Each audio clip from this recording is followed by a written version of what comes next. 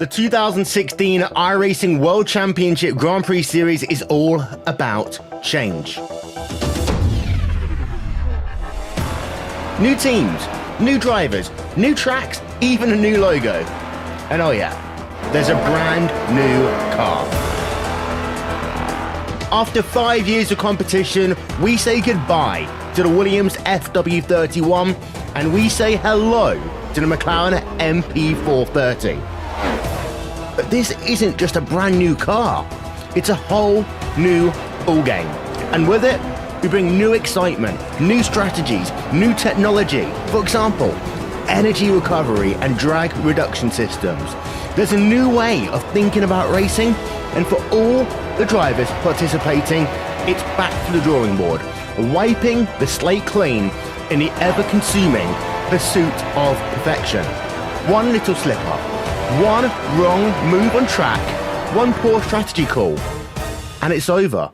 That's the difference between coming up short and becoming champion and being $10,000 richer to boot.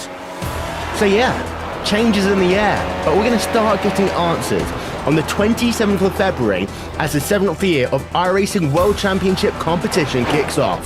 And you won't miss a thing, with every single race live on iRacingLive, coverage brought to you by RaceSpotTV. So join us fortnightly from 1:30 p.m. GMT.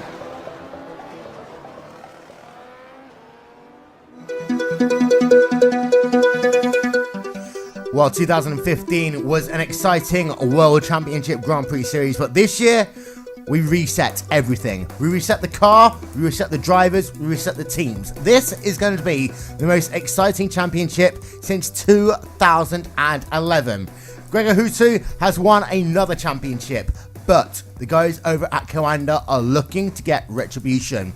Apex Racing, Radicals Online, Inex Racing, Vortex Racing, Iberica, and so many more.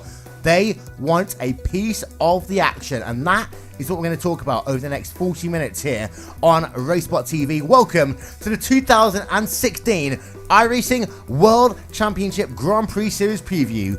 Will Vincent along with Alex Simpson and Rachel Whiteford. Rachel, I'm going to come to you first. Last year was fantastic to talk about. The year before, fantastic also. But this year, we've got a new car. We've got new people to talk about. And I think that this year really is going to be something just a little bit special. Completely agree, Will. Of course, the new car is the biggest thing this year. Anybody who's watched Formula One since the hybrid era came in, you'll know there is so much for the drivers to do, so much for the teams to do. And with what we're looking at, it's a game changer. We've gone from a car that is a few years old now. It's very simple, realistically, to drive, of course. Alex, you know, it's simple is relative, but at the same time, this car requires so much management, and it's totally new. We've had the same car now, the FW31, for 4 years now, so it's a whole different era. We'll see drivers who can cope with the change, drivers who can't cope, and I think it's going to be a really dynamic year. Well, there's the thing immediately there, Alex. We're talking about the fact that this is a new car.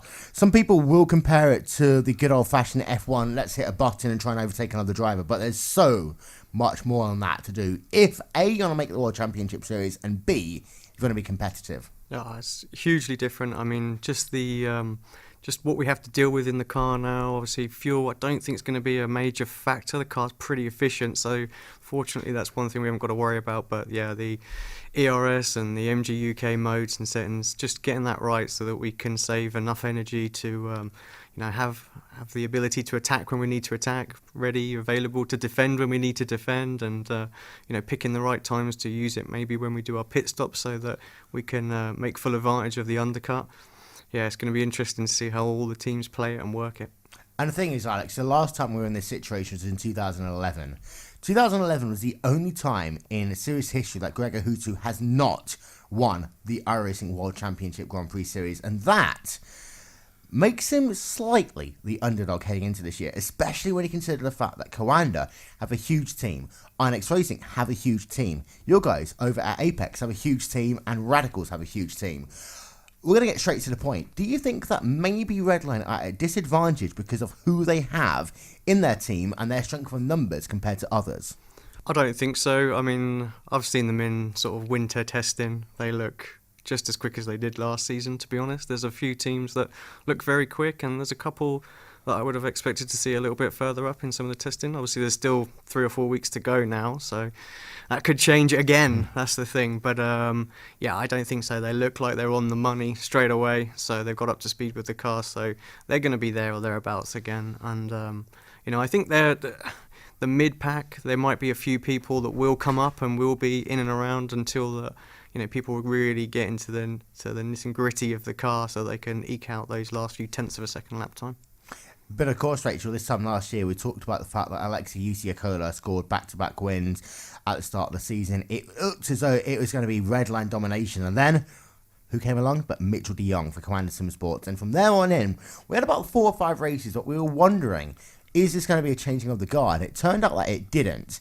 But what we learnt last year was very simple. It doesn't matter how fast you are on race number 1. It's how fast you are about 6 or 7 races into the season that define whether or not you can get a top 10, a top 5, or maybe even a championship. It's racing, Will, and the core principle of going for any championship is consistency. And the very fastest drivers sometimes can be consistent, but a lot of the time they'll make mistakes. We saw that from iWCGPS, incredibly talented driver, but a few little errors, and he's going to hate me for mentioning it, but I'm going to bring up Watkins Glen. And the panic that happened at turn 8 on lap 1 when Alexei lost the back end of the car. He saved it, of course, but everyone behind him panicked and went into different walls and different universes. But it's one of those things that he's a driver that is a bit by the seats of the pants, and he's not the methodical driver that Gregor Hutu is, and that really has aided Gregor's championship runs this year and the years preceding. He is a robot. He is consistent. He just runs exactly what he needs to do. And you can almost set your clock by Gregor Hutu. Alexei Usiakola, I'd say, is probably more like a stopwatch that's just been given an electric shock. Sometimes it's great and sometimes it's wildly erratic. But I think that the main principle we have here, of course, is that, yeah, we have plenty of talented drivers, and one of Alex's teammates, Sebastian Job, is one I am watching so closely this year. He is amazingly talented, and as I said to Alex off air, if he can stop getting excited and hitting things, he will be an amazing rival for Gregor Hutu. But we have a new car. Some drivers will get that, some will not. As you mentioned, last time we swapped car, Gregor Hutu did not adapt quickly enough. We've seen him when he's out of position, as in not qualifying on the front row, and he's back in the mid-pack like he was at the end of last season, when he nearly threw the championship away to Martin Kroenke.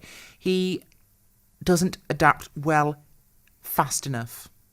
I agree. Here's the thing about Gregor Hutu. I've got the stats up now. Last year, he made 21 starts on iRacing with a winning percentage of 52.4%. He had a 90.5% Alex top 5 ratio, and that's why Gregor Hutu wins championships, because, yeah, he's won 50 wins, he's the most winningest driver in Grand Prix Series history. We'll go on about that for hours if we wanted to, but it's a top 5 ratio, and he did have some very bad qualifyings in 2015, but he was able to get back and be in position and not let that get to him, compared to the likes of Yakola, like the likes of Job, and like a couple of other people in the series last year. Yeah, I think the consistency this year with the new point system is going to aid him even more. Just the way it works now, the gaps between, where you finish is so much smaller now, so it's really going to help people at the back, but also if you can just bang in those consistent results time and time again, and from a DNF to say like a 6th place as a worst result, it's a huge difference in points. So that's really going to be the name of the game, I think, for who wins it. I mean, those guys at the front, if we just take it on the same performance as what they were last season and say, right, they're going to be the same speeds, I think the table would look a little bit different. I don't think it would look different at the top. And like you say, that really comes down to the fact that, those bad qualifying results he puts down, he sorts them out, goes on some, crazy strategies that should make him really heavy and slow at the start, but he just managed to get the car right at the end and pick up those few places. And I think that's one of the things that, Alex, I remember so much about last season is Job had some fantastic qualifyings. And I think the one at Silverstone stuck out most in my head, where it's that whole thing. Sometimes when something goes wrong, the worst thing you can do is spend your entire race focusing on that. He lost a couple of positions at the start, which then put himself into a bad place when it got to his first pit stop. He ended up having a bad pit stop as a consequence. So what could have been a podium turned into, I think it was like at the rear of the top 10. And I use Job as the example there, but there's a couple of drivers that have had that recently. And it's not, in NASCAR, we always talk about that if you're not first, you're last, kind of like Ricky Bobby mentality. That's not true.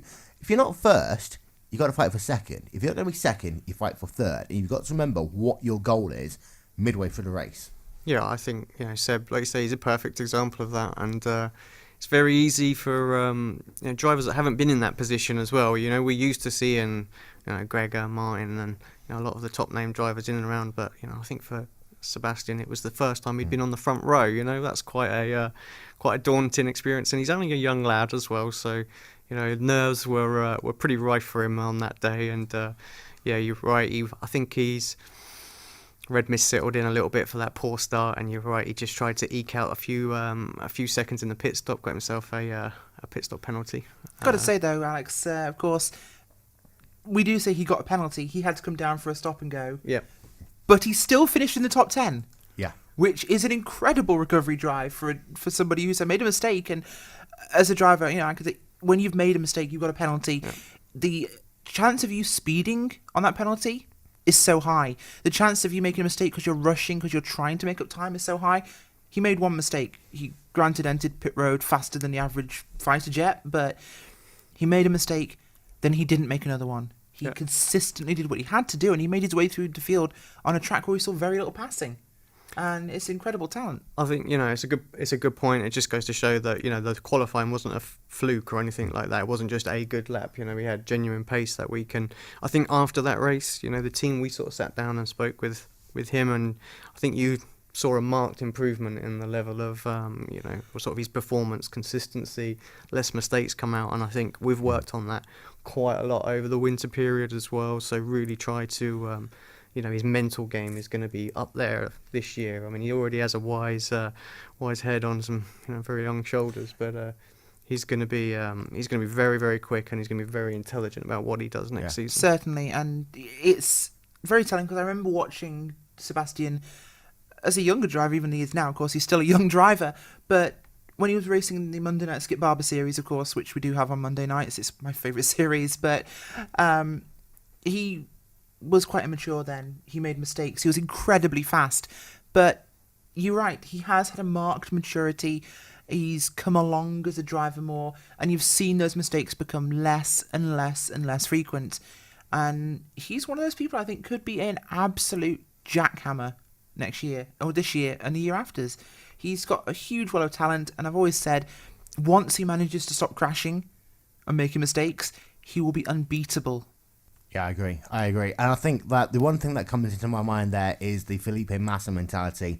You look at how good Felipe was in 2008, and you look at, it comes down in some cases to who can make the fewest mistakes at most important times of the season.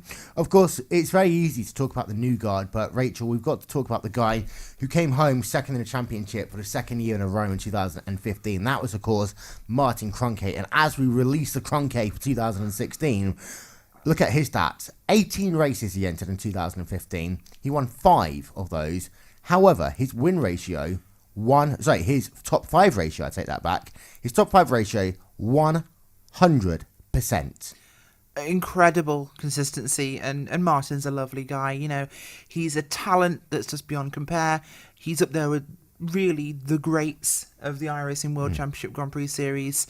He's one of the few guys that you can really mention in the same breath as Gregor Hutu. His diversity as well. We've seen him in prototypes this year. We've seen him in GT cars, and it just does not stop at the Formula 1 car. He's not a one-trick pony. And to come second twice in a row, he's got to be on fire. He's got to have his blood boiling this year. He wants that last top step, and he wants it to be a new champion. Yeah. Everyone's... I don't mean to be derogatory to Gregor when I say it, but everyone's sick of seeing the same champion. It's Sebastian Vettel syndrome. It's Michael Schumacher syndrome. People are lining up to beat him now, and every year that goes past, it's getting bigger. And Martin has been the closest of anybody. I think Martin really is one of the few people that can beat him, unless Sebastian has an incredible season this year. It could be him. Indeed so. And let's not forget, of those 18 starts, 2 of those were races that were 12 hours or longer.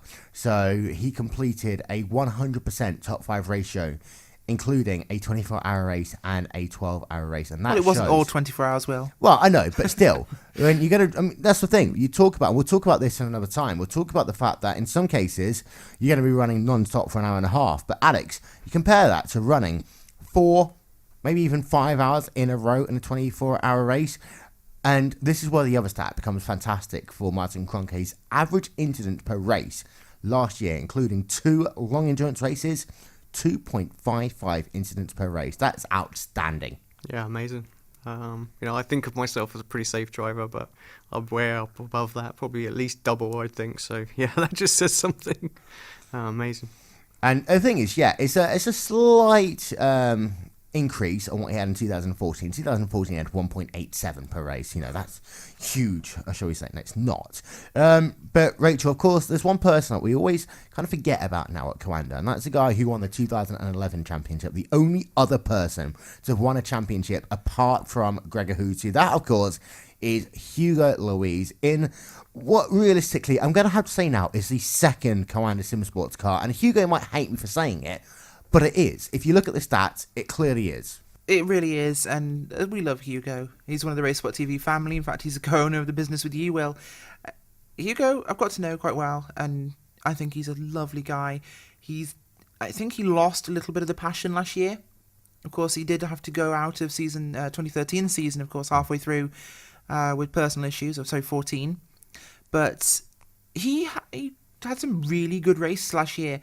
Let's not forget the race at Montreal, where he came second to Martin Kroenke's teammate. A stellar drive, an incredible drive at Watkins Glen as well. And I've seen a different Hugo Louise this year. He's not as obsessed with his own performance, and I think that's a good thing. He overanalyzes himself too often, and with a new car, there's a new chance. And of course, he adapted very fast, let's not forget, to the Williams. Indeed. And he beat Gregor Huttu. So, could we see the return of Hugo Louise to the top step of that championship podium? It's entirely possible. I think the thing on that one is, though, is that he was obsessed about certain parts of his performance. He was obsessed, Alex, about, where he's going to finish. But as a consequence, there's certain parts of his performance last year which were sloppy. His pit stops. We started making jokes about how bad his pit stopping was. And as a driver, there have been about 4 or 5 drivers last year that threw away podiums because of the fact that they could not get on and off a pit road. And yet, it's fantastic to drive around and do an entire fuel run. It's those last 20 seconds when you come on towards pit road, stopping your box, that are probably more important than anything else. When you're in a pack, hugely important, and it's not tested enough. We don't do enough testing. I'll sit here right now and say we don't test that enough. It's so critical. We will put thousands of laps in, maybe doing testing over the 2 weeks up before a race, and yet we hit the reset button every time we want to go and try again, rather than actually driving it back and doing that. And it's something that a lot of people do, I think. And I wonder some of the drivers who are really, really quick and nail it every time, if they don't put a fair decent amount of attempts into that. And it's very underlooked. I think. It is, and I mean, I'm a oval specialist myself, and I do drive road, but at the same time, I'm an oval specialist. The times are so much closer, and the amount of time you have, of course, to gain and to make mistakes is a huge thing. And pit stops are so vital. And you're right, not enough people practice them, even at the top level, and you can gain so much on pit road. You need to take advantage of free time. Indeed. And you compare, in many cases, pitting in the Grand Prix and World Championship Series to the likes of qualifying at Indy, and the gaps can be so small. We see it so often on RaceSpotTV on Sunday nights, in particular on Sunday night skippies. A good pit stop can gain you 2 or 3 positions. A bad pit stop can lose you 10. We're going to step aside for just one moment, ladies and gentlemen. We'll be back with more discussion as well as a look at who we think is going to win the 2016 championship after these messages. You're watching RaceSpotTV on iRacingLive. This is the 2016 iRacing World Championship Grand Prix Series preview.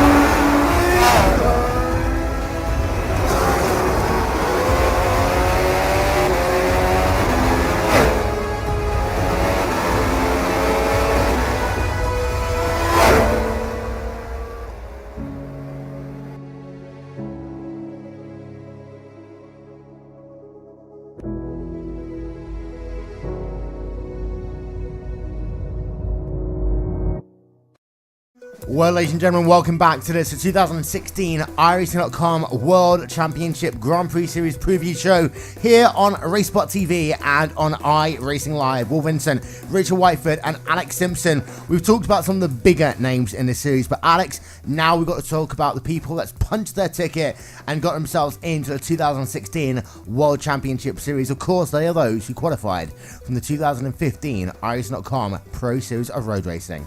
Yeah, looking forward to seeing the battles towards the mid-pack and back. I mean, I think it's worth pointing out as well that it's the top 30 that get a license or retain their license this season. So, slightly bigger pie that everybody's trying to get a little piece of. And I think when you look at the top 10 from the Pro Series, I mean, they've got stiff competition. That top 25 from last season is really, really tough. And I think any one of those top 10 are going to sort of fit in there nicely. So the guys just outside of that are going to have a massive job. But again, the car could make all the difference. So, like I said, some teams are performing well, some perhaps not so much. They haven't quite got the setups down at the moment. So I think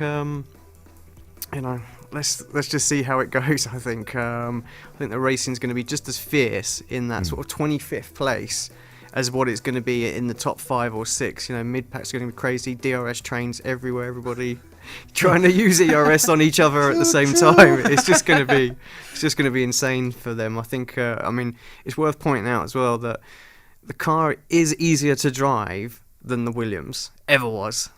And that's going to make it easier to drive fast. That's the question. Well, yes, fast as well, because you can drive it insanely fast, but then you run out of power very, very quickly, and that's when the car all of a sudden becomes a lot easier to drive. So their engine modes will be turned down for a good portion of the race, and it's not so easy to make mistakes. So I think those mid-pack battles for you guys to cover is going to be quite tricky. We'll talk about the driving side of it in just a moment's time, but Rachel, we remember last year that we had Thrustmaster Movano come in, and they really were getting themselves top 10 from the get-go. But last year, they had the ability to go from a Williams to a Williams. This year, they can't. Any team that's coming into the series have had to fight their way through the iRacing Grand Prix Series, through the Pro Series of Road Racing, in a Williams, and now they got to change like everyone else in McLaren. They have no advantage at all heading into the season. In many cases, they actually have a disadvantage because not being able to spend the time running the McLaren because of the fact they've had to be competing for places in the Pro Series, especially when you look at P15 through 30 that qualified for the championship. I kind of agree and kind of don't agree with that, because at the same time, a lot of the actual big teams haven't perhaps also done the same length of practice. Well, Alex and his guys definitely have, but Hugo Luis told me he's going to be annoyed that I've said this, but I think he's only just driven the car last weekend. He did. So some of the really big names, might have the same, if not less, practice, but at the same time, they're on a level playing field. everyone's switching to the new car. This Pro Series was in the same car it's always been in, so there is a level playing field on who actually gets in and who stays in based on the FW31.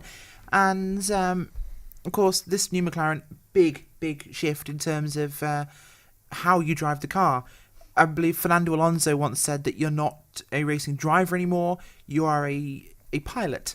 You are operating the car, and it's a huge difference. But as Alex was saying, different fuel modes are going to make strategy so different. And when everyone's turned their fuel modes down to save fuel, or to save, more importantly, the kinetic energy recovery in the car, you're going to have basically who's got the most left over wins games.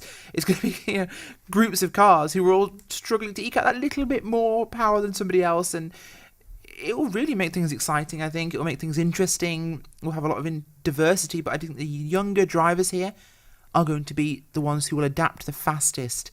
Drivers like Sebastian Job, drivers like Mitchell de Jong, they're going to be the ones that come through. You mentioned Master Movano, of course. They've just come through now to the big time, really. But we've always seen them in the top rungs of things like Neo and the Road Warrior series. They are very fast in multiple cars. And I think the teams that do have cars in multiple series, like Coanda, like Redline, like Apex, they are going to be the ones that really adapt the fastest because they can hot swap cars. You should look at some of the stats that Movano have been putting out this season. I mean, look at Neo. They've won like half of the races in their GT1 class. Yeah. They are quick. And, as I said, the teams that can hot swap to different cars are going to be the ones that adapt to this one better. Let's talk about the two teams then that really are part of this, what I like to call diverse sim racing teams. You've got on one hand Vortex Sim Racing, Rachel, who started off as an IndyCar team back in 2012, and since then they've expanded first to GT, then into the Formula One World Championship Series, and last year they had a driver or so that competed. This year the Vortex invasion has arrived. Oh, it has, and there's some brilliant drivers coming through from them. We've seen them again in Neo and Road Warrior. We've seen them in prototypes and GT cars. And, the Vortex team, it's evolved. And one thing I definitely noticed from them, especially their IndyCar past, is they are very good in traffic. And we are going to have a traffic year this time round. Gone, I think, will be the big spread out fields after about 15 laps in the World Championship Grand Prix Series. I think with the energy saving, we're going to see packs of cars forming. And Vortex are used to having packs of cars on ovals and Indy cars. So I think they are going to be a real threat. I've got a lot of time for Michael, and he's going to be their main man. He's a really great guy, and I've raced him for years now in different series, and I'm delighted that he's there. So we can we've got a bit of old rivalry going on. So I'm looking forward to continuing that. But yeah, he's very, very quick, and his Pro Series performance as well, the way he come through the pack. Fantastic. I mean, on Johnny's little podcast that he was doing, sorry for calling it little there, Johnny. but yeah, for that, I mean, he was talking, he wasn't the best qualifier. He struggled a little bit with qualifying, but started to pick that part of these, the whole package up towards the end of the season, and look at the differences. I'm gutted for him that he disconnected in that last race. He was doing so well, but I think he was doing these strategies, and he was coming from like 18th into sort of like 5th, 6th, 7th place. So yeah, that's going to be the real important part of this. And it's often said that being a racing car driver is not about how fast you can drive, it's how well you can race. And it's one thing putting the car on pole every week if you can't keep it there. And there are drivers like him who can race through traffic, they can make up places, and if you can then have the speed to race at the front every day, perfect. But look at Gregor Hutu in 2014, he started back in P9, P10, around that mark, and he was swamped. He couldn't handle being back there. He was out of position. And drivers that are never out of position are going to be really important. I want to make one point about Dinkel as well here. You talked about you racing with him for a long time in IndyCar. Dinkel knows about the idea of push to pass in the last year or so already. He's got that advantage because he's used it. There's a couple of people that don't fully understand the strategy behind push to pass, the use of ERS, etc., Alex.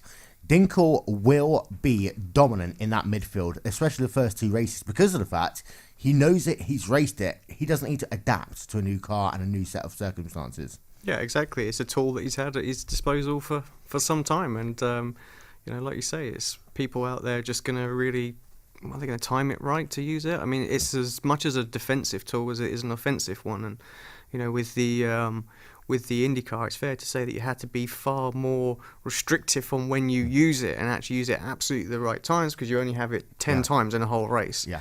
We have every lap if you need to. Exactly. Yeah. I mean, it's restricted on the amount of time or the energy that we've got, but for best case, we can pretty much just save it up and hammer it on every single straight of every single lap if we wanted to, until it's depleted, to try and get a move complete. So, but yeah, I think he's going to pick and time his moves very well, because he's just absolutely used to it. He knows when the opportunities are going to come up. Right, now is my chance, and you'll see him make the moves.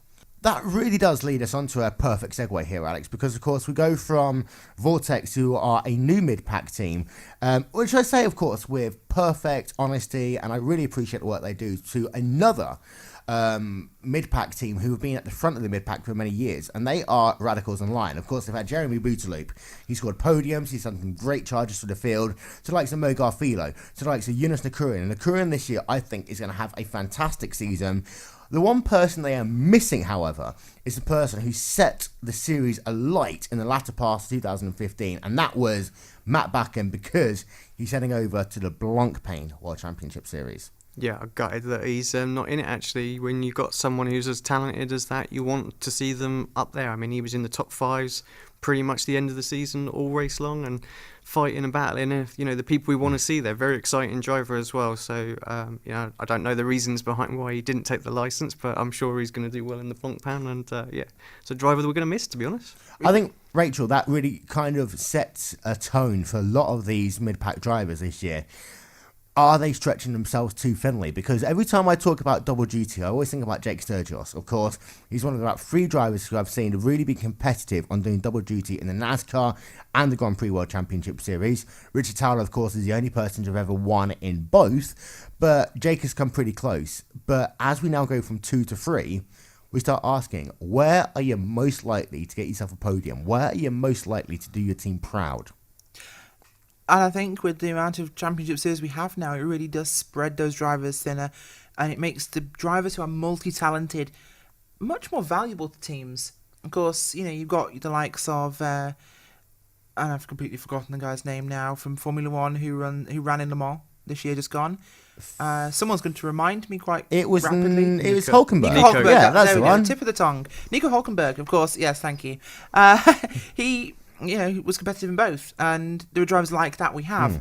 Martin Kroenke is one of them, of course. But Matt Backham, incredibly talented in a GT car, incredibly talented in the Formula One car, and I'm honestly disappointed he's not going to be in the championship this year, because he was entertaining to watch in the latter half of last season.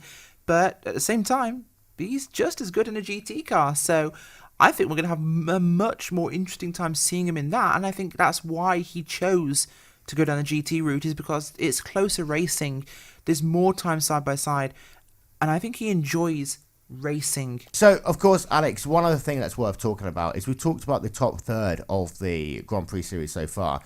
There are other drivers who are what I like to call ones to watch. We have 1 or 2 every year. Of course, a couple of years ago, it was Kazuki Omishima. Last year, arguably, it was Matt Backham in the final third of the season. Of course, we had De Jong at the start of it. This year, there are a couple of drivers who I would like to put into that category of ones to watch. Yeah, I think a team that sort of stands out to me is probably Iberica Racing. Return of Pablo. Go Pro! Which is going to be great. I think he's a great driver, and it's good to see him back in the car. I'm glad that he did the Pro Series in the Williams. I thought he might not do it because he just hated the car for a bit, but yeah, he's back, and the team around him as well are strong. I think they've just lost Marin, unfortunately, to Orion. So interesting the way the driver moves can happen, but I think Danny is very, very quick as well. Those two working together. There we'll was see a time, if they get another. actually, in the final round of the Pro Series when, unfortunately, Pablo had a hardware issue and he couldn't finish the race. I believe I can fly. Well, there was that too. But he thought for the longest time that he hadn't made it. And once the points were applied, he did. And I think he will be a real talent. I've seen him racing DTM cars, GT cars, and he's quick in everything. So Pablo Lopez is going to be a great one to watch. one other thing about that as well is we've talked about Orion. Now, it seems to be every year when I start thinking about the Grand Prix series, I forget about Orion. And I don't know why, because they always seem to end up... Ilka Hapala is a fantastic driver. If you want to have a driver guaranteed to get top 10s half the time, go and call up Ilka Hapala. But I thought last year they were going to have themselves that resurgence, and then De Jong left to go to Coanda. This year they bring a driver on board. Is that finally Orion's resurgence? Well, I've seen them on track, and I can say now they look quick. They look very, very quick. So not only have they got Maron, they've also got Riley Preston as well. Riley looks very quick, so they've definitely bolstered their team. Obviously, Yao back up there as well, Davey as well. So there's a strong unit around them, and I think they're going to be pushing every race. I wouldn't be surprised if we don't see Ilka up and around that podium area again. Question, Rachel, I want to know who's going to win the 2016 championship, but also who is going to be your podium. Overall, when all is said and done, when we finish the final round of the championship, who will be P1, P2, P3? Right, well, I've got two answers to the first question. The first answer is I'd like it to be Hugo Luis. I think he's the new car guy, so he could adapt the fastest. But I think it could actually be Sebastian Job. Young, adaptable, fast, more mature now. I think he's going to be my actual pick for the championship this year. If I'm going to go for a podium, I'm going to say it's going to be either Job or Luis in first, Hutu in second, and Kroenke in third. Release to Kroenke, but only to P3. Alex, of course, you're thinking that you want one of your Apex guys to come out in at least the top 3 of the championship. Do you think that Job can do it? Do you think that any of your other teammates can do it? Can you do it, for all we know?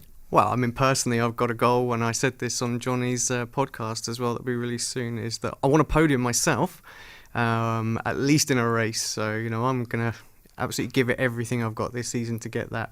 I think Sebastian can do it.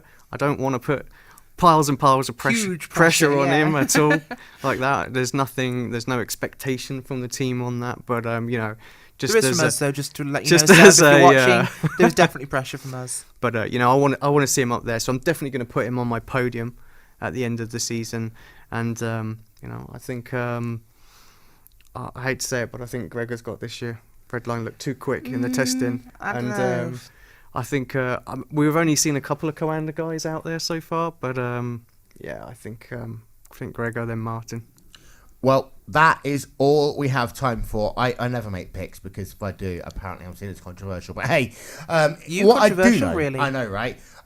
So the only thing I can say is that I think it's going to be a fantastic season. 2016, the iRacing World Championship Grand Prix Series will be phenomenal, and it's part of one of 3 series that will be here on RaceSpotTV and on iRacingLive. We've got ourselves the NASCAR Peak Antifreeze Series, powered by iRacing. We have ourselves the iRacing Blancpain GT World Championship Endurance Series as well. So much to talk about this coming year. And don't forget, we're your home of the biggest sim racing broadcast in the world. Thank you so much to Alex Simpson and to Rachel Whiteford. I have been Will Vincent. We shall talk to you all next time. Bye-bye.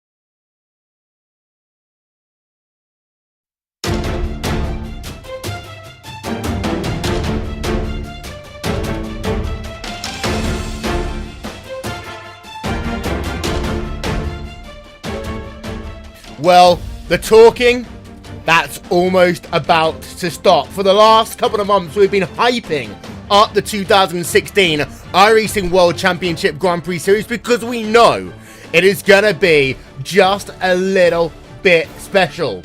But before we get ourselves to the first race of the season. We're going to have to go through the first qualifying of the season. That will take place in about 15 minutes time. And then we'll get the first part of the picture. Who is going to be up front? Who is going to be in the mid-pack? And who is going to have a lot of work to do in 2016. Good afternoon, good morning, good evening, wherever you are around the world. And ladies and gentlemen, it is time to once again say welcome to the iRacing World Championship Grand Prix Series. Will Vincent, along with Johnny Simone and Rachel Whiteford. As I say, we're about 15 minutes away from the first qualifying session of the season. And Johnny, that means one thing. It's hype time. It certainly is a completely unpredictable season ahead. Now, it's not completely unpredictable, actually, but it's pretty darn close. And you have teams testing behind closed doors. You don't know what's going on. You know, a lot of drivers who've put in so much work over this off-season, especially with the new McLaren MP430 we'll see later on today, racing out for the first time in the World Championship Series competitively. It should be an interesting one. So, Rachel, we're at that point now when the talking, as I say, it almost stops. Not quite yet. We've got to first get ourselves through that qualifying session. And for those drivers that may have well earned their place, punched their ticket through the 2015 Pro Series of Road Racing, it's that first time maybe that they're running in the biggest road sim racing series in the world. And that means that nerves, especially a track like this, when qualifying is so tight, are going to be astronomical. Oh, good day, well, of course, it's an amazing track here at Interlagos, one of the most storied racetracks in the all of South America, and what a place to start the iRacing World Championship Grand Prix Series this year. Looking forward to an amazing race. The new guys up from the Pro Series are incredible, and the existing drivers we have in the series are great, and we have a new car. What more can we say? This is going to change everything. This is 2011 all over again. Yeah, what more could we ask for to kick off 2016? Of course, we've recently had ourselves the first round of the NASCAR Peak Antifreeze Series powered by iRacing. That in itself was fantastic back on Tuesday as Alan Bowe scored his second victory in World Championship competition. But now it's time of the Grand Prix drivers. And here's the fascinating thing as well, Johnny. Give ourselves a couple of months and we're going to bring in a third World Championship Series. The GT World Endurance Championship, officially sanctioned by Blancpain. And of course, there's one driver who is running in all three series, but a couple of drivers who will be doing double duty this year.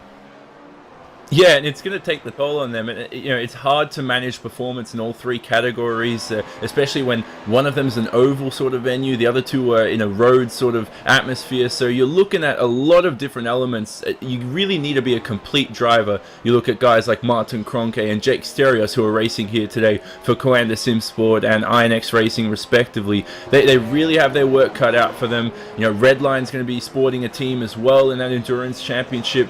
It's going to be incredibly competitive, and it's only a matter of time before we had that into the iRacing schedule, so it's good to see that out there for 2016 and beyond. You talk about Team Redline. One of the breaking bits of news here today is that about Ollie Pakala in the number 14 machine, diagnosed with a concussion yesterday. He has practiced, Johnny, but when qualifying is so tight here, a concussion, I mean, that in itself could be worth 0.2 of a second a lap. We expect qualifying to be separated by almost 0.2 of a second. Game changer for a driver who came into this event potentially being at least a podium favourite.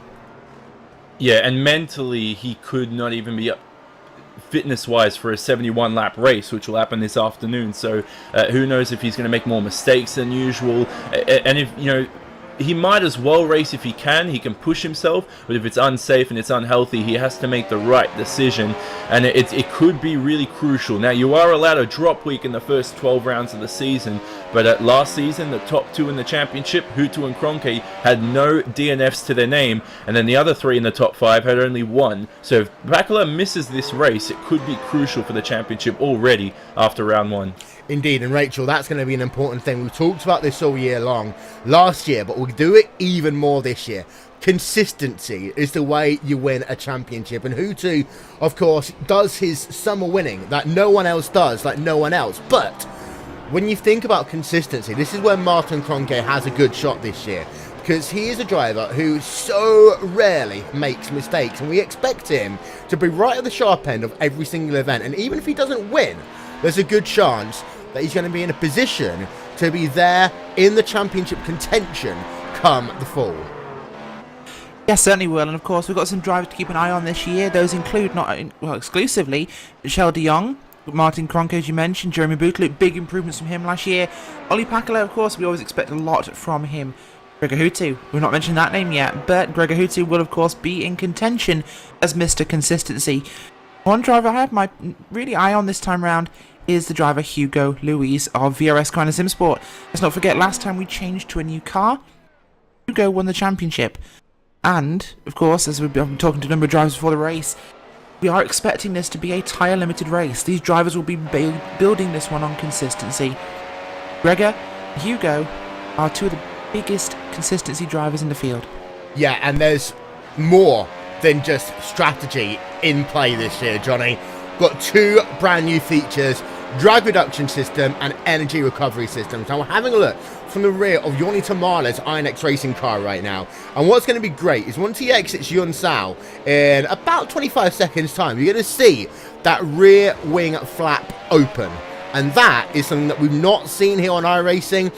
Some drivers have been used to push the pass in the Verizon IndyCar series on iRacing, but for the most part, no one's having to be used before to all these new tools that they have to play with in car. Yeah, and luckily DRS is just a simple button where you switch it on and off. The ERS management and the way it works, the MGUK, is extremely complicated. You have to get your head around it. You talk about how it deploys, how it regenerates energy, all that kind of stuff. It's a very complicated feature to implement for this McLaren. So iRacing's done a great job of that, and these drivers need to be not only smart, but really conservative with how they use their energy throughout this race and throughout every lap. So DRS though as well. Definitely the drivers will be nervous using that a couple of times when on this long straight, because it does curve. It's not completely a straight line, you could say. Yeah, that front straightaway, especially as you go through Subico de Boxes, the final corner on the track, it is actually very scary in any car. It's not flat out in all cars. In some cases, you know, when you work in the draft and everything, you are thinking, am I going to make it? There's a big wall on the outside. And of course, Johnny, let's not forget what happened to Mark Webber once when he was running the World Endurance Championship. Oh. Let's not forget what happened to Fernando Alonso back in that infamous 2003 Brazil race, you know. It's actually a difficult corner, that turn 15. Yeah, and a lot of drivers are going to be playing with the limits of the track. They're going to be right up close to that wall in qualifying and the race as well, because it is the shortest distance to get around this racetrack. So it'll definitely make things harder for us in terms of who's going to be pitting or not, because they're all going to be diving up that inside. Whether that's being monitored or not by the stewards, will it's up to them to look at that for the future. But it's definitely a difficult corner, especially with DRS on, as we just discussed. Drivers really going to have to make sure the third springs on the car are really set up well to monitor that weight distribution. Indeed, just having a look there from I've got my first name wrong of the year, Diego Oliveira's Positive Sim Racing car, and there's Benjamin Lindsay in the TNT Racing car. Just having a look there at some of the drivers on pit road right now. We've got ourselves to say about 7 minutes left before we're going to take you to qualifying coverage. These images come from the practice session that we just saw them complete about 10-15 minutes ago. So these are what I like to call semi-live photos. This is action that has happened in the last 20 minutes or so whilst you're watching the RaceSpotTV pre-race show. Don't forget, if you missed it, don't forget you can catch the pre-season show on demand. We have also got one coming for you for the Blancpain World Endurance Championship as well. We've got some picks to talk about as well in this one. Now, this is for who we think is going to win this race, Rachel. We'll talk about the championship another time. Let's think about the here and the now. Let's talk about who you think is going to win this race, and you have picked Hugo Louise. I have indeed, Will, and just like to explain that context, of course, we went to Circuit Americas 2 years ago for the first time in the series, and that was a new one. We went to Monza last year as a first race, and whilst these drivers all know Interlagos, they don't know this car yet. They've all practiced, they've all done runs with the teams, but this is race day. This is the first time, and I think the adaptable drivers will honestly be the ones that can really take advantage of perhaps making the best of a bad situation. As I said before, this is a tyre limited race we're expecting. So expect the drivers to be saving fuel, using those engine modes, making sure this car lasts. In fact, they'll be going fairly slowly, we think. So a driver like Hugo Luis, who is able to manage a lot of those things at once, able to be consistent with his lap times, I think could be within a very good shout here. He's a bit off the top on the timing scoreboards, but I don't think that's going to matter. My pick, Hugo Luis. That's more of a case there, Rachel, of the hare versus the tortoise mentality also. You're saying that Hugo might not be the fastest in qualifying, but he's more likely to be working his way through the field and managing that car over the course of a long, arduous race here. Absolutely. I mean, of course, I'm not calling Hugo slow, because he's not, but I think perhaps in this case, yeah, he's going to have the consistency. He's brilliant in traffic, Will. I think he's going to be really good to manage the traffic here, manage his position, and, keep control of his race flow. So I think he's probably one of the more, we say, veteran drivers in the series that really has a chance at doing this. And, like I said, he was the fastest to adapt last time we changed the car. Well, when it comes to you, Johnny, you've gone into a slightly different direction based upon what happened at the start of last year.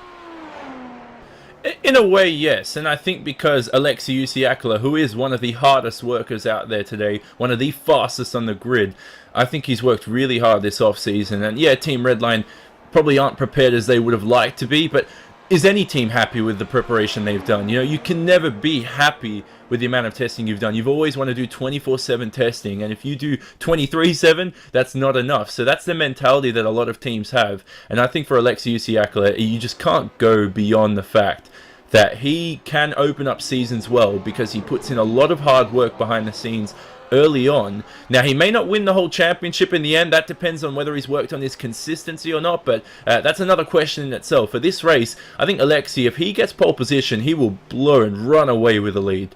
Now, talking about Alexei last year, of course, he won out early on in the season, but he had that mid-season dip. And I talked about it in the preview video for this series for this year, that if you want to win this championship, Johnny, you've got to be consistent in the month of May and then into the kind of like middle summer part of the season. Before and after that kind of like winter break is so important.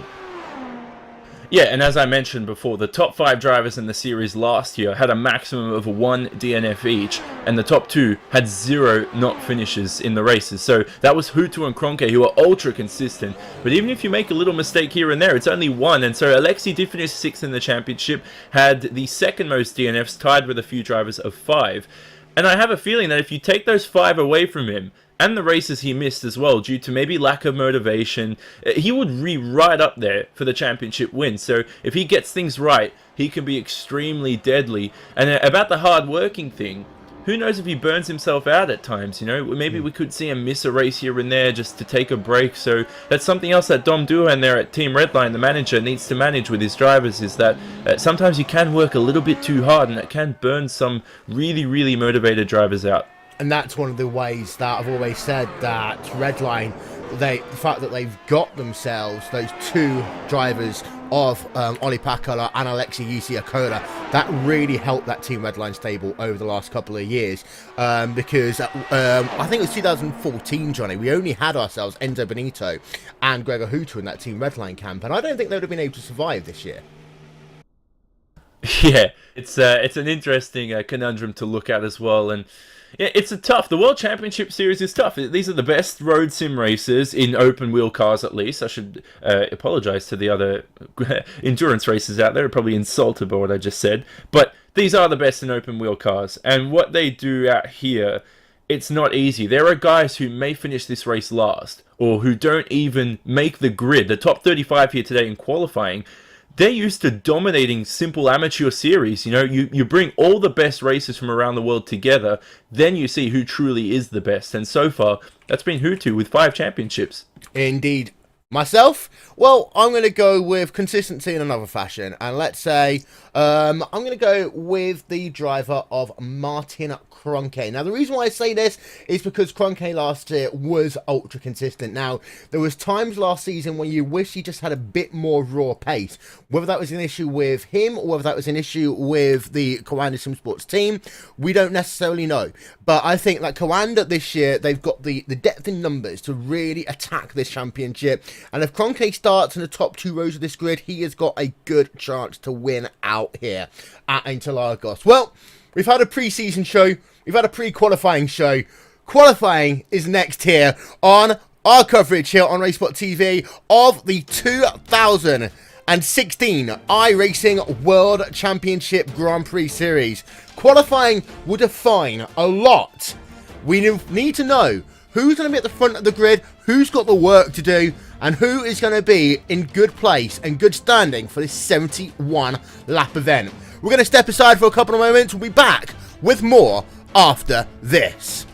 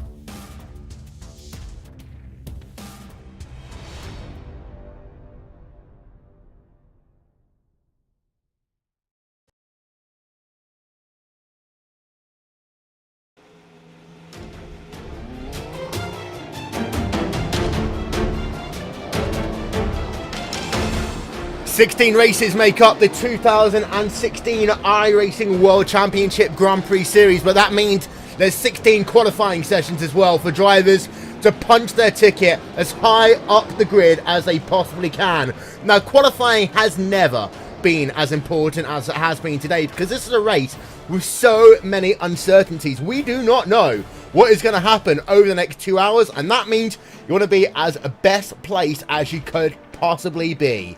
Good afternoon, ladies and gentlemen, and welcome to the Autodromo. Jose Carlos Pace here on RaceSpotTV, streaming live on iRacingLive. Wolverton, along with Johnny Simone and Rachel Whiteford, as we have got ourselves qualifying starting in right about now. Drivers will have themselves, as ever, a couple of laps to go as fast as they possibly can here as we get ourselves ready for a fantastic season's worth of action. Here we are looking on board with the VRS Corrida Sim Sports car of Hugo Luis, as we're just going to work himself now through Yun Sao, as he's going to now pick up that pace as he heads himself down towards turn number 1, the infamous Senna S corner. We've got Hutu, we've got De Jong, we've got Luis, we've got everyone here. But the question's going to be, who is going to make first blood in qualifying? We know that Luis is going to be fast. Gregor Hutu has only just decided to come out of pit road. There you can see Mitchell De Jong. He is only on his out lap by the looks of it as well. We're going to get lap times up very soon on the left-hand side of your screen. Don't forget, live timing and scoring for this and the race are available if you head over to RaceSpot.tv/timing. So, Johnny, quick qualifying here, but Hutu playing mind games already. Yeah, and it's good to see, you know. Kroenke last year can't just do the same thing this year and expect to win. He needs to play more mind games than Gregor Hutu is going to do in 2016. So that's up to Martin to do. So Gregor Hutu now wrapping around the Interlagos circuit. What a session we have here as well. You got Hutu, Mitchell De Jong, Hugo Luis, Martin Kroenke, and down the order, good to see Ollie Bakula here, who was questionable about racing, Will, with a concussion. Yep, indeed. So here is Hugo Luis then. Let's go on board of him. First lap times come up. Antoine Heglin, then Martin Kroenke. Hugo Luis is not going to be fast on his first lap at all. It's Martin Kroenke who's fast. And then the hometown hero of Mogarfilo in third place then. Alexei Yusiakola. He's good at the start of this one. But let's go and have a look at Mr. 5-time. It's Gregor Hutu heading himself right now out of the Curve of the Soul down in towards turn number 4, and let's experience this one then with Team Redline as he heads himself now into the infield. Let's listen live.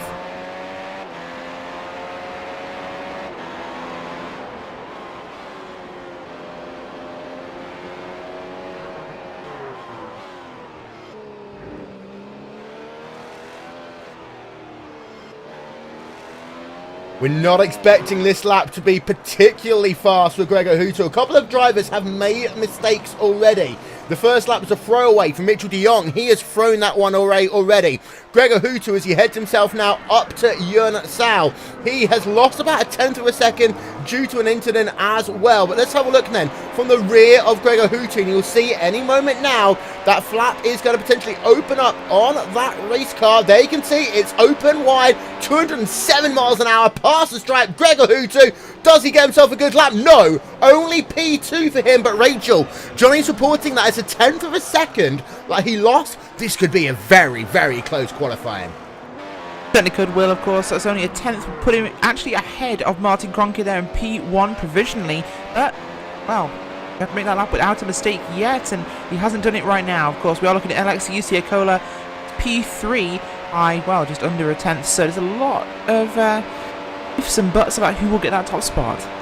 Having a look then on board with the hometown hero of Mogarfilo, number 23, Radicals Online cars. He heads himself now on the exit of the centre. Sebastian Job, away from our timing screens, goes third, and then Mitchell De Jong goes to the top of qualifying. You see it there on RaceSpot Stat Facts. Mitchell De Jong, fastest lap so far of the day, 58 one-thousandths of a second ahead of Martin Kroenke. So it's Coanda 1, Coanda 2, Sebastian Job, P number 3 right now for Apex Racing UK. Johnny, you've talked about this kid so many times. Yeah, he has an extreme amount of potential here. P4 for the first race of this year. Now, it was midway last year where we saw him really spike up and start to impress us a lot. And Mitchell De Jong, though, in P1. Now, we are going to expect these times to creep down. iRacing's dynamic track coming into implementation, so the rubber is going to increase. And Mogarfilo, though, he's a man who's been very strong at his home circuit, practices a lot around here. He had a great race here in 2014. Let's see what he can do coming towards the end of his lap. Yeah, so Mogarfilo past the stripe there, 111.105, not going to be fast enough, but he will be in P number 7 for the time being. A couple of drivers we need to start paying attention to. Here is Gregor Hutu. I believe he is on an out lap right now. We've got ourselves Ilka Hapala. He's in P number 8 right now. in the Orion race team car. He's just working himself onto a hot lap as well. Times are continuing to change, but we need to pay attention to a couple of them. Mitchell de Jong, of course, is out. Hutu is out on track. Sebastian Job is out on track. Alexei Yakola as well. We know Yakola can be fantastic when he gets it all together, but what is he going to do? Well, he's about to start himself onto a lap, but a big wiggle there into the center S, Rachel. Yeah, huge wiggle. That's not what you need. It loses you time immediately, so that's a bad start for the lap, and really just going to compromise the entire run for him. So now he comes down in towards turn 4 and 5. And from here, well, he's got to hold on for dear life. A second wiggle on this lap on the run down into Ferradura. There's still a couple of things left to sort out. Yorni Tamala up into P number 6. Fantastic ride by him. And Holtzman there up into P number 4. Holtzman's had himself a fantastic second qualifying run. Just 2/10 of a second back. We talked about the craziness. It is indeed crazy so far. And we'll talk about the implications of qualifying as we continue our broadcast. But there's Alexei Yakola. There is Mitchell de Jong. He's heading himself towards the stripe. Will he go any faster? 1:10.785. No, that is his time for qualifying. It is all over for him. Let's now go back and have a look at Gregor Hutu as he heads himself out of Yunsao down towards the start-finish line. Gregor Hutu will come. Will he be able to go any faster as he works himself towards the stripe, currently down in P number 5, and Gregor Hutu will move himself not to the race lead, only P3 for Gregor Hutu. That means it's first blood, Johnny, for VRS Coanda Sim Sports.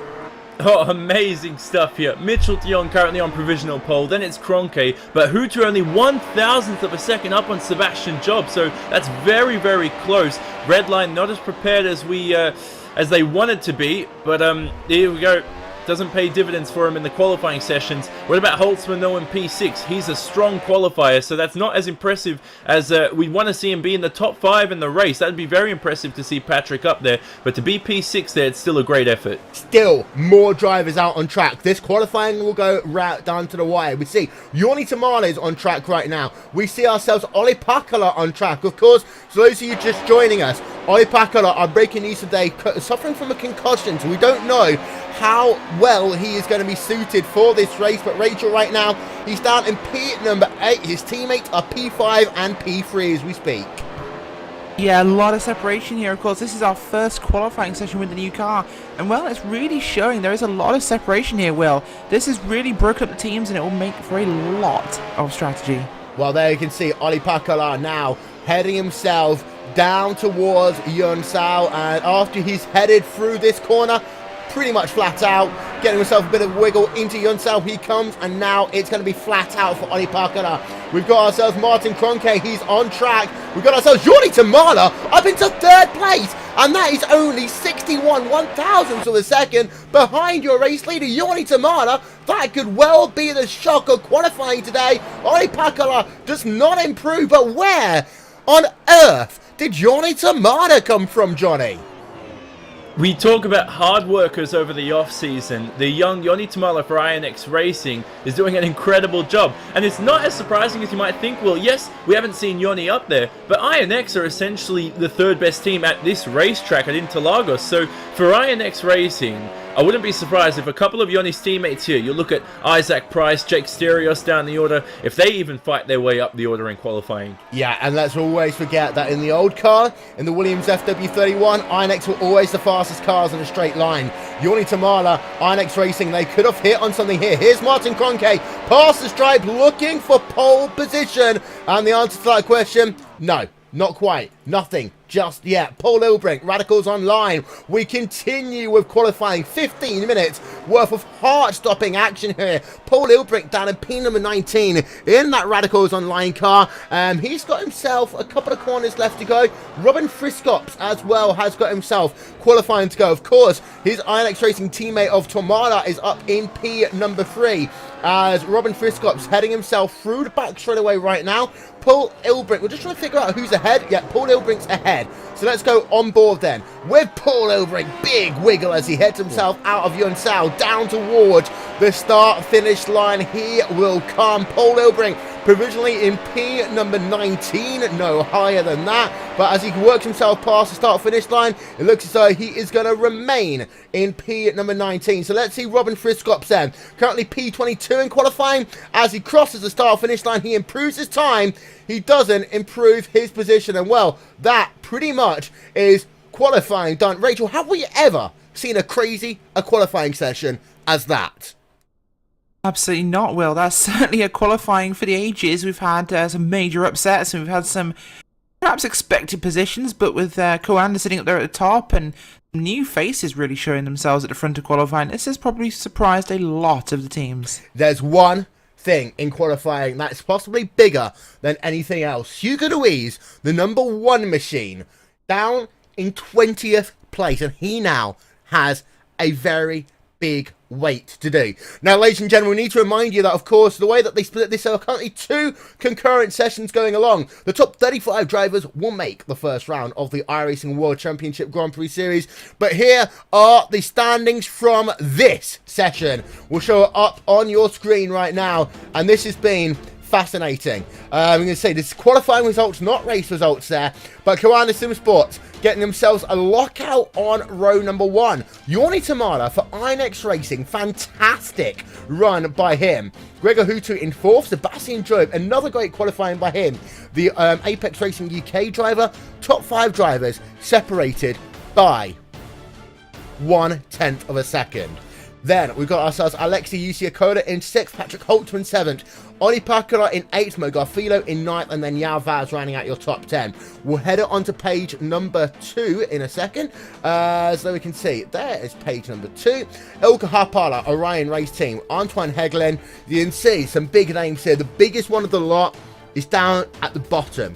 Hugo Louise, his 6/10 of a second behind his teammates. That is huge for Hugo Louise, and actually it's a very big up and down day for Coanda Sim Sports so far. We've got more breaking news coming along, so we'll talk about that in a couple of moments time. But well, Johnny, we've got to catch our breaths after that one. That was outstanding. Yeah, and it's this simple, Will. I mean, as we said, 2011 was the last time a new car was introduced into the championship. So we're expecting unpredictability. We're going to see drivers who we might not see up there, who's really used to this car. The hardest workers will be up there as well. And the guys who didn't put in as much hard work are down the order. And, you know, the names right now down that field, it's just a matter of hope as to whether they make this 35-car grid.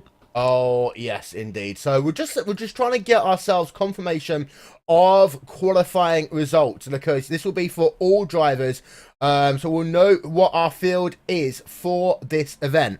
So we have got ourselves a fascinating grid. Actually, it is going to be De Jong starting at the front of this one, then Kroenke. Just trying to have a look down in P number 35 to see where the cutoff is, because it is, as we see, P number 35 is Jonas Nakurian. It does look as though Hugo Louise will make the race, but he'll be all the way down in P number 29, Rachel.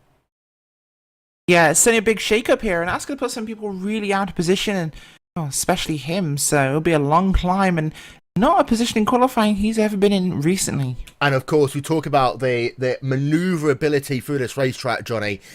The thing that some of these drivers in this mid-pack are worried about now is, what am I going to do down into the center S on lap number 1? It gets incredibly congested in those first few corners, and you look at the guys on the 4th and 5th rows of the grid as well. Can they sweep past those on the 3rd row? Because there's a bit of a downhill incline on the 4th and 5th rows, which really helps you gain speed. For those on those 1st, 2nd and 3rd rows, it's easy to gain traction, but it'll be much slower uphill, so it's a matter of time as to see how much this field bottlenecks into those first few corners, and then who will pounce into turn 4. So then let's run you through your top 10 official for this round number 1 of the iRacing World Championship Grand Prix Series, and it will be Mitchell de Jong. Of course, we know him from the Red Bull Rallycross. We know him as a driver who set the world alight a couple of years ago in the iRacing World Championship Grand Prix Series. He will start on pole position. Martin Kroenke makes it an all-Coanda front row of the grid. Then we got ourselves Yorni Tamada for Inex Racing in 3rd, Gregor Hutu for Team Redline in 4th, and then Sebastian Joe for Apex Racing in 5th. Yes, you heard that right. 4 teams represented in the top 5. Alexei Usiakola will start in P number 6 for Team Redline. Then you got yourself Patrick Holtzman in 7th. Fantastic qualifying by Holtzman. And then P number 8, Yuta Saito. Fantastic, absolutely phenomenal qualifying by him. Danny Garcia-Filo in 9th, and then Ollie Parkara round out your top 10. We've then got Umishima 11th, Filo in 12th, Vaz 13th, Hapola 14th, and Antoine Heglin rounding out your top 15. 35 drivers have qualified for this event. There are some who missed the cut. We talked about Yunus Nakurian. He just scraped in. Wonder how much he scraped in by, Johnny? Yes. 11 1,000ths of a second. Marcus Hamilton just losing out.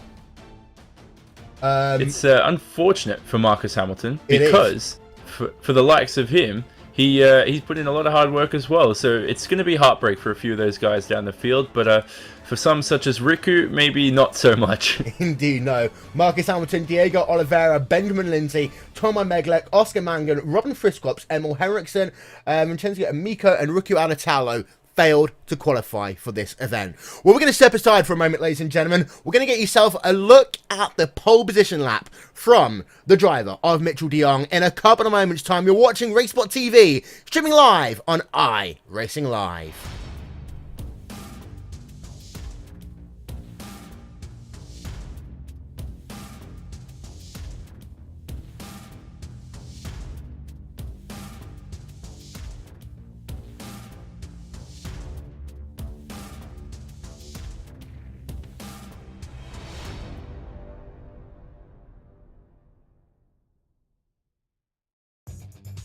Simulated racing can be awesome, but it can also be kind of a free-for-all. Interestingly, auto racing faced the same problem in its earlier days. Whether it was on the back roads, the beaches, or the city streets, the racing was fun.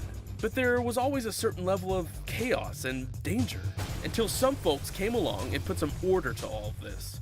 Stuff like official racetracks, regulations about weight and equipment, and enforcement of standards. That's what gave us high-speed excitement, fast-paced action, and photo finishes. That's when racing became racing. The guys over at iRacing.com have made the same transformation in the world of sim racing. Sure, they've got the most accurate tracks and realistic cars out there, but that's just the start. See, iRacing analyzes the performance and results of each driver in every race, so you can be sure you're always placed in races where the competition will be tight, and that those reckless drivers who ruin it for us all are kept in the pits. Not to mention that with over 45,000 active members already in their vast community, you can find races day and night, so you can always get in on the action. You can even join a league of your favorite series. And since updates are always automatic, you don't have to worry about software and can focus on the track. Zip up your fire suit and check out iRacing.com.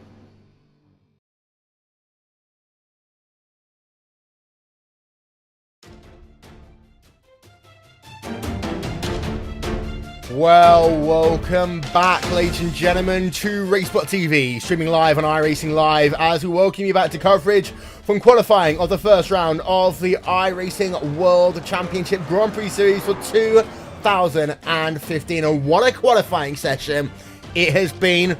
Johnny, standout driver, we've got to say, is Johnny Tamada for that P3 in qualifying.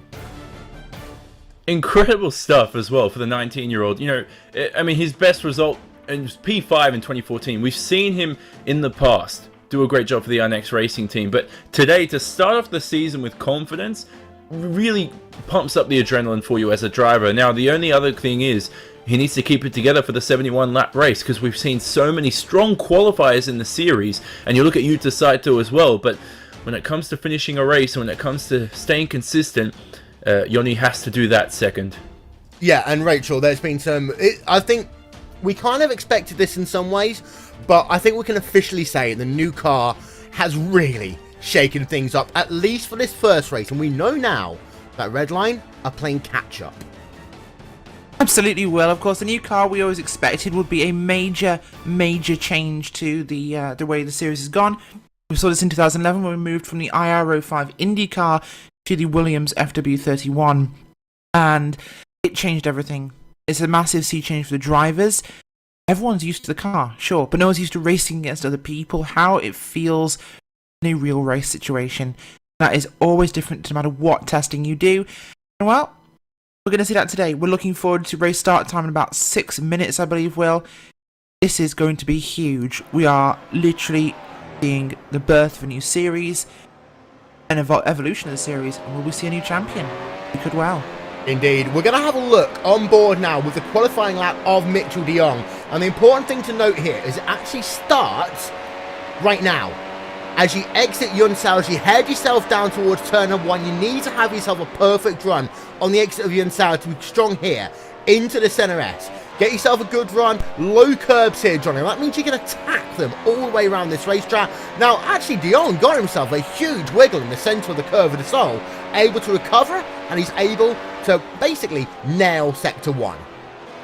Yeah, and that's the key to the lap, is that, yeah, this car is going to wheel spin. You have turbocharged power unit in there, the Honda, but you'll see, you know, in this lap, he is on the ragged edge of pushing to the limits of the racetrack, and the cars that are fast today, you'll see, are the cars that can take those curbs well, especially the flat parts, and react to the bouncing of the curb. So you talk about slow dampers or for the weight distribution, fast dampers for the way it bounces over the bumps around the racetrack. So right now for Mitchell de Jong, an incredible great lap for him. Middle sector, nice and clean. That's exactly what you want. Use that outside, kind of like bit of rubble strip there. Into Yunsao. Make sure you don't touch the blue tarmac. It is forbidden in this series to run on the blue tarmac at all.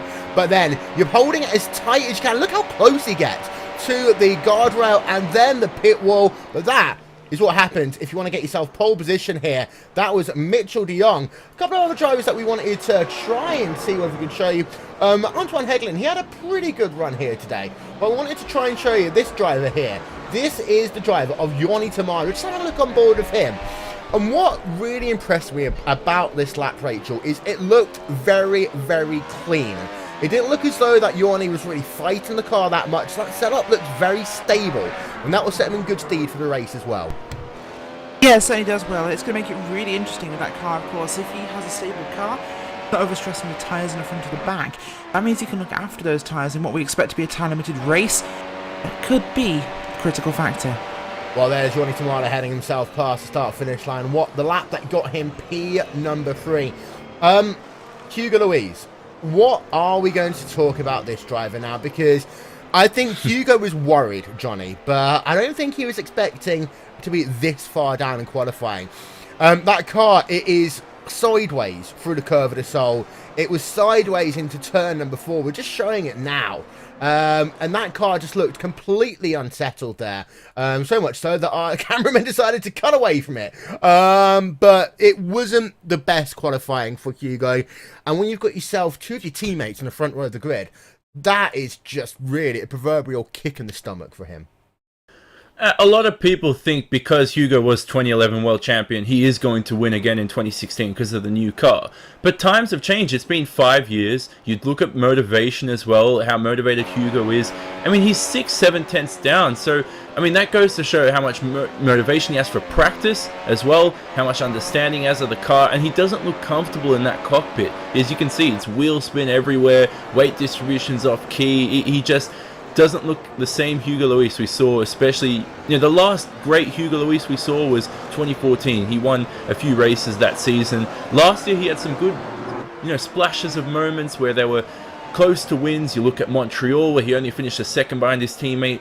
It's just about motivation for Hugo, and I think this could be a little bit of a kick up the backside for him to say, hey, let's step up the pace and let's get back and finish the season off strong. And as I always like to say, Will, it's not where you start, it's where you finish. So this is a good little alert for Hugo to finish off the season well. And we just saw it there. Actually, Hugo abandoned his final lap. That is an interesting one to really focus on there. The fact that he wasn't comfortable there finishing that final lap. Mogarfilo, strong in his first lap in qualifying, not so much in his second lap. And while Rachel, I said earlier that some of these drivers were going to be struggling with nerves.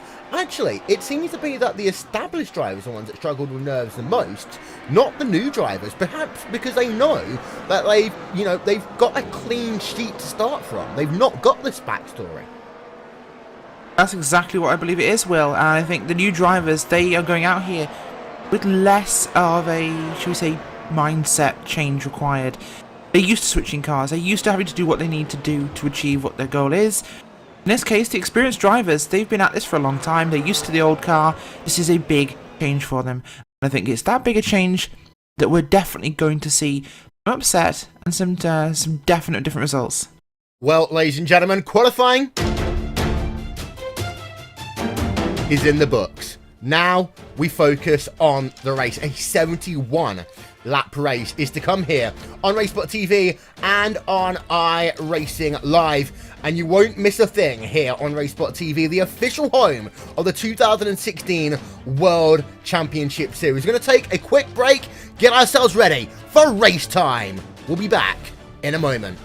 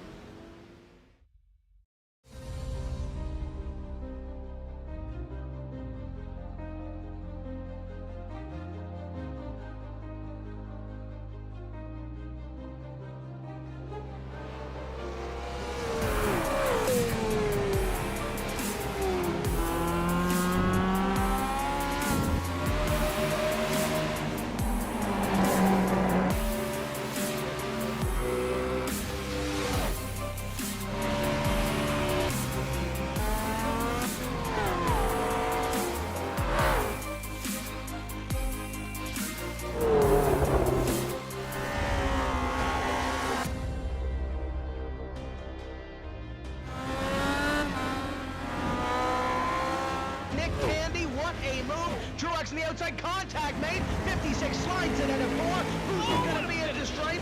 Dead even. Give it to Ryan Truex. Truex is your winner over Tandy.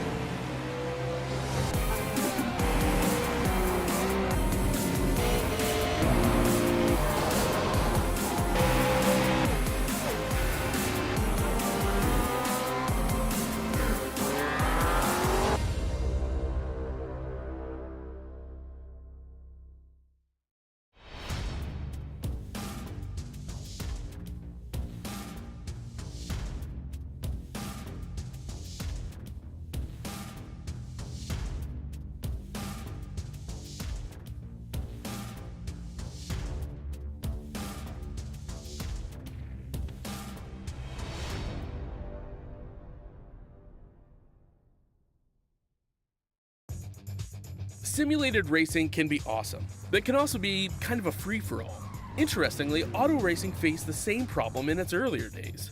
Whether it was on the back roads, the beaches, or the city streets, the racing was fun. But there was always a certain level of chaos and danger, until some folks came along and put some order to all of this. Stuff like official racetracks, regulations about weight and equipment, and enforcement of standards. That's what gave us high-speed excitement, fast-paced action, and photo finishes. That's when racing became racing. The guys over at iRacing.com have made the same transformation in the world of sim racing. Sure, they've got the most accurate tracks and realistic cars out there, but that's just the start. See, iRacing analyzes the performance and results of each driver in every race, so you can be sure you're always placed in races where the competition will be tight, and that those reckless drivers who ruin it for us all are kept in the pits. Not to mention that with over 45,000 active members already in their vast community, you can find races day and night, so you can always get in on the action. You can even join a league of your favorite series. And since updates are always automatic, you don't have to worry about software and can focus on the track. Zip up your fire suit and check out iRacing.com.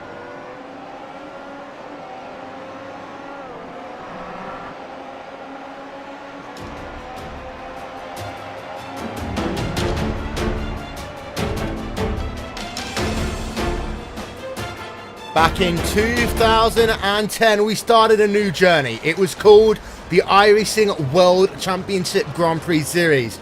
And back in 2010, Gregor Hutu was dominant. But in 2011, it was potentially the greatest series we had ever seen. It was fast-paced, furious, 6 drivers in the running for the championship, and Hugo Louise won out. Then 2012 saw the era of domination by Gregor Hutu. Yeah, Hugo Louise and then Martin Kroenke were there in the mix, but it was Hutu's time. It was Hutu's championship. And that was the same for 2013, 2014 and 2015. He's a 5-time champion, but now we start a new chapter in the history book, and it's right here, right now on RaceSpotTV, streaming live on iRacingLive. Good afternoon, ladies and gentlemen. Welcome to round number 1 of the 2016 iRacing World Championship Grand Prix Series here on RaceSpotTV, streaming live on iRacingLive. We are at the Autodromo Hazo Carlos Pace, and for round number 1 of the championship, it is in Sao Paulo, Brazil, and today we're going to go racing for 71 laps. Will Vincent here, along with Johnny Simone and Rachel Whiteford. Well, we'll go to the grid in a moment's time, Rachel, but we saw a crazy qualifying, and that generally means we're going to have ourselves a crazy race to follow. Well, Interlagos never lets us down when it comes to the racing on track. Add to that, we have a new car. Add to that, some upsets in qualifying. Some old faces in very unusual positions, and some very new faces, very prominent positions. So it's going to be a very exciting race for us today. Cannot wait to see what we have. Let's have a look then through your starting grid for this round number 1 of the championship, and it's a fascinating grid to look at. You can see it will be not that at all. It's going to be that. You can see Mitchell de Jong there on the front row of the grid, Martin Kroenke in second, Jonas Muller in third, and then Gregor Hutu in P number 4. Just got ourselves a quick issue of our overlay there. We're going to try and get that grid up for you, probably once we actually head ourselves down to the grid. No, we're going to try and show it for you there. Sebastian Job in 6th, Alexei Usiakola. There you can see Patrick Holtzman, Yuta Saito, Danny Garcia-Filo, and Oli Picala. They are your top 10. We'll see if we can get that grid up any other way for you. Hopefully, there we are. There is your grid. That is what we're going to look at for the start of this race. There are your top 10. And then we'll head it on back, and you can see behind, you got yourselves P number 11 through 20. Interesting to note here, Johnny, 14 teams are going to be running in this season's championship. Of course, we always talk about 2 of them, but there's a couple already that have really shown themselves to be really fast. Yeah, and you look at Apex Racing UK up there, P5 for Sebastian Job. INX, we always know what they can produce. What a perfect car for INX as well, real. You look at a turbocharged McLaren Honda, not going to be the highest top speed of maybe the Mercedes engine, turbocharged, the power unit, excuse me, not engine, she used the right terminology, but he's up there in P3, Patrick Holtzman for Movano, lots of diversity here, and Run and Racing for Yuta Saito. You know, these teams are never ending, 14 of them, all motivated, and I guess for this race, in just a couple of minutes time, we could see some teamwork going on, but we could see some bad blood as well, depending on who's fighting for the lead, perhaps. It's interesting to note, P34, Cam Stark, P number 35, Jonas Nakurian, were separated by literally nothing. And then just a little bit further back from them, we had ourselves 11 one-thousandths of a second, the difference between getting into the race and not being in it at all. That is what that session was all about, qualifying that we saw previously. But we're on the road then to starting a new season here of iRacing World Championship competition. And of course, that means first of all, you've got to get yourself through the race start, Johnny. And down in towards the center S, that could well be an interesting storyline.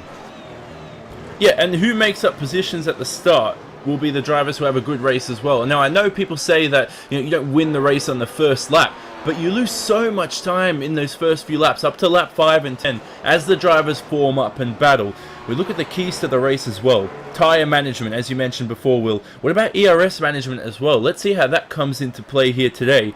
And you've got to make it to the checkered flag. As I mentioned earlier on in the broadcast, the top 5 in the championship last year had only a maximum of 1 did not finish their name. So it's about finishing these races and finishing them off strong. And these drivers are ready. Here we go. I'm getting pumped. A lot of hype for this series, and we're seeing it right now with an entertaining qualifying session. But what about the race in a few moments' time? Indeed. So having a look on board with Hugo Louise, of course, he's going to start this race all the way down in P number 29. And, well, that is not where he wants to be here today. We've got ourselves now drivers doing what they always do. They just stop their car, side of the racetrack, do themselves a dummy start or two. They want to make sure they nail this start. The checkered flag is out. That is it. Practice is over. There's nothing more any of these drivers can do. It is time, finally, to go racing here at Interlagos. And that means there is 71 laps about to take place here for round number 1 of the iRacing World Championship Grand Prix Series. There is a look then high above as we get ourselves ready for the start of this one. There we can see a couple of our drivers getting themselves onto the starting grid. They've got 1 minute to get themselves down to the race grid, and then after that they will basically get those lights on top of the iRacing.com gantry, and then we're going to start round number 1 of the championship. Live timing and scoring, ladies and gentlemen, will be available once the race starts. If you head over to RaceSpotTV/timing, they can see it up on your screen right now. Don't forget, if you want to follow us on Twitter, you can do so using the hashtag IRGPBrazil or following us at RaceSpotTV.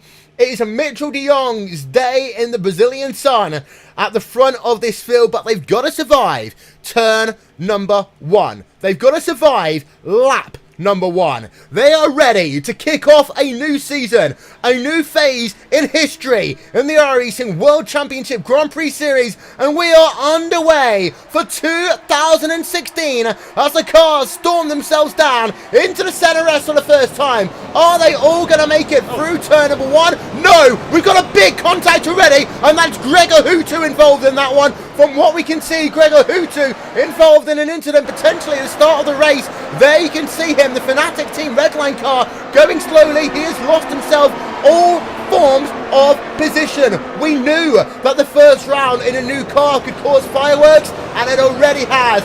Couple of other drivers involved, Alexei Usiakola and Marty Piatella. Look as though, no, Marty Piatella started from pit road, but there you can see Alexei Usiakola. It looks as though that car is done. We've had ourselves a crazy start to this one, but it is Mitchell de Jong who leads the way in that VRS Coalition Sports Machine. Johnny, we'll get ourselves an update on some of these ones because this was huge.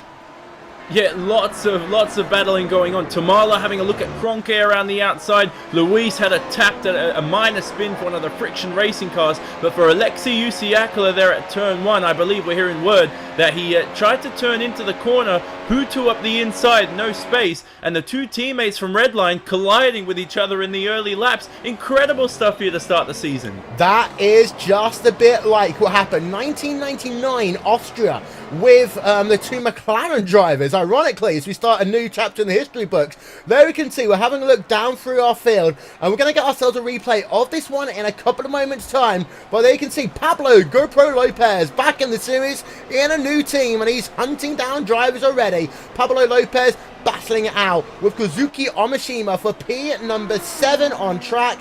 Let's get ourselves then another look, if we can, at the start of this one. We're going to roll it from the very, very top, and we're going to turn our attention then over to that driver of Gregor Hutu. So here we are at the start of this one, coming down in towards turn 1. We could see already they were going 3 wide into the corner, Johnny, and then afterwards they actually went 4 wide, and the driver seemed to have hit the inside retaining wall. I can't actually see who that is. It looks like it's one of the Movano drivers as they're going 4 wide behind, but there you can see the two Redline cars coming together. Ollie Pakala is actually going to make it 3 Redline cars hit there in one fight. Dom Duhan is going to have some serious words with his driver after that one.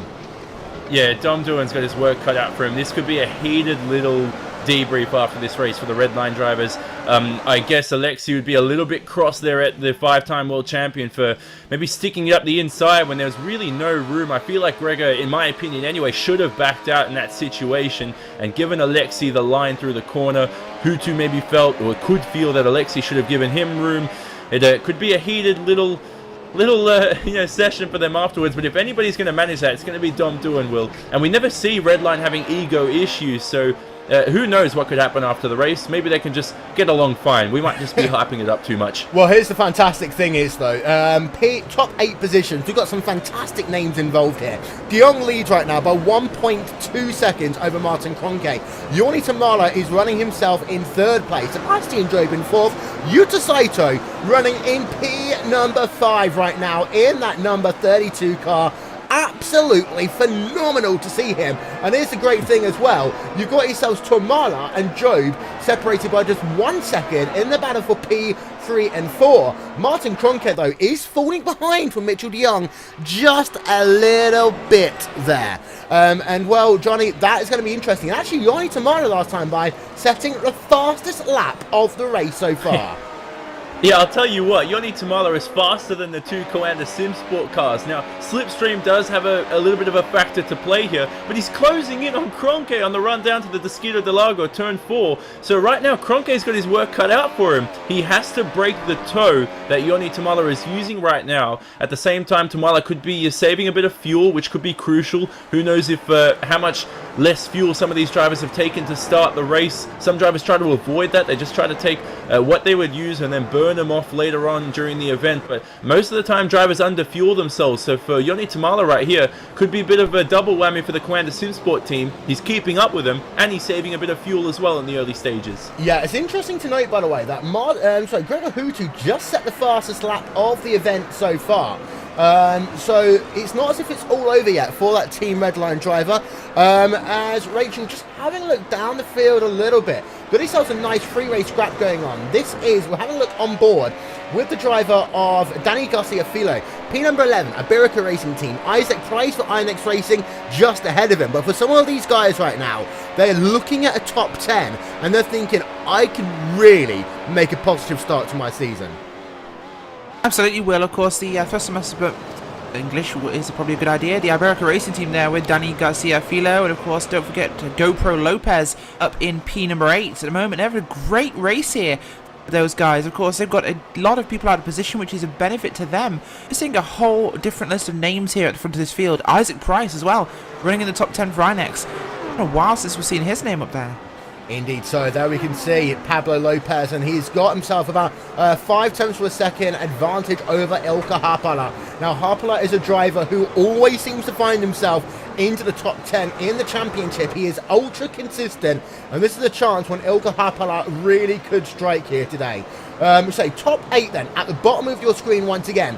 De Jong leads from Kroenke, then it's Joni Tamala, then it's Sebastian Job, then Yuta Saito, Oli Pakara, Kazuki Omashima, and Pablo Lopez. Let's have a look on board then with the driver of Joni Tamala. He has got himself the slipstream on the run down into turn number 1. Let's move Joni Tamala potentially up into P number 2. Fantastic drive by Joni Tamala so far, but maybe Kroenke can get himself to run back as they exit the center S through the curve of the soul. It just looks as though that car of Martin Kroenke there, Johnny, didn't seem to be able to hold as much grip through the center S once he got himself into the dirty air.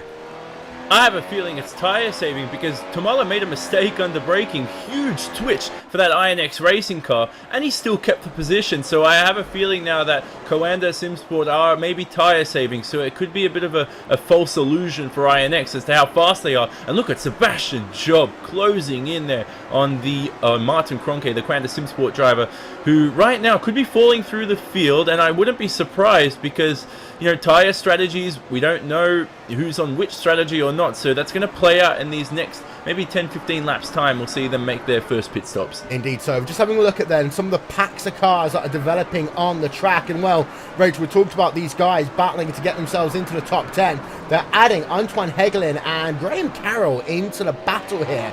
On board again with Danny Garcia Filo in the Iberica Racing Team car, heading themselves down in towards the center S again, but they've got to be careful, these 4 drivers, because otherwise Antoine Hegelin and Graham Carroll will catch them in the next 2 to 3 laps time. And of course, we need to remember the fact that DRS comes into play once you're within 1 second of the car in front.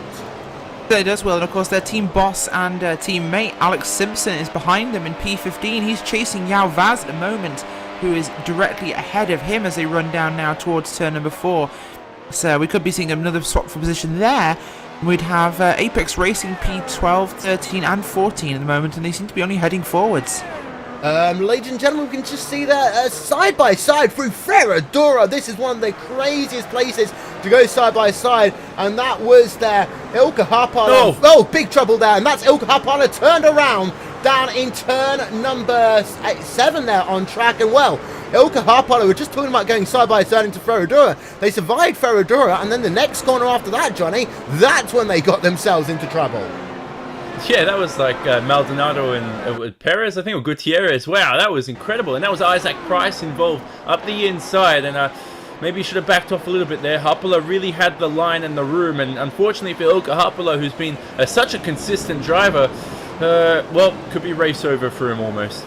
Yeah, we'll have to keep an eye out on him there. We'll get ourselves one more look. As you can see, himself was very close. And this is actually starting back from down into turn number 4, Bica de Paso. And then you can see the side-by-side on the exit of that corner. They'll go side-by-side into Ferradura. It's actually not the Iberica car who ends up making contact. It's actually the Inex car right behind. And I'm going to hold off for a moment. I believe that is the car of Antoine Heglin, but we'll get confirmation.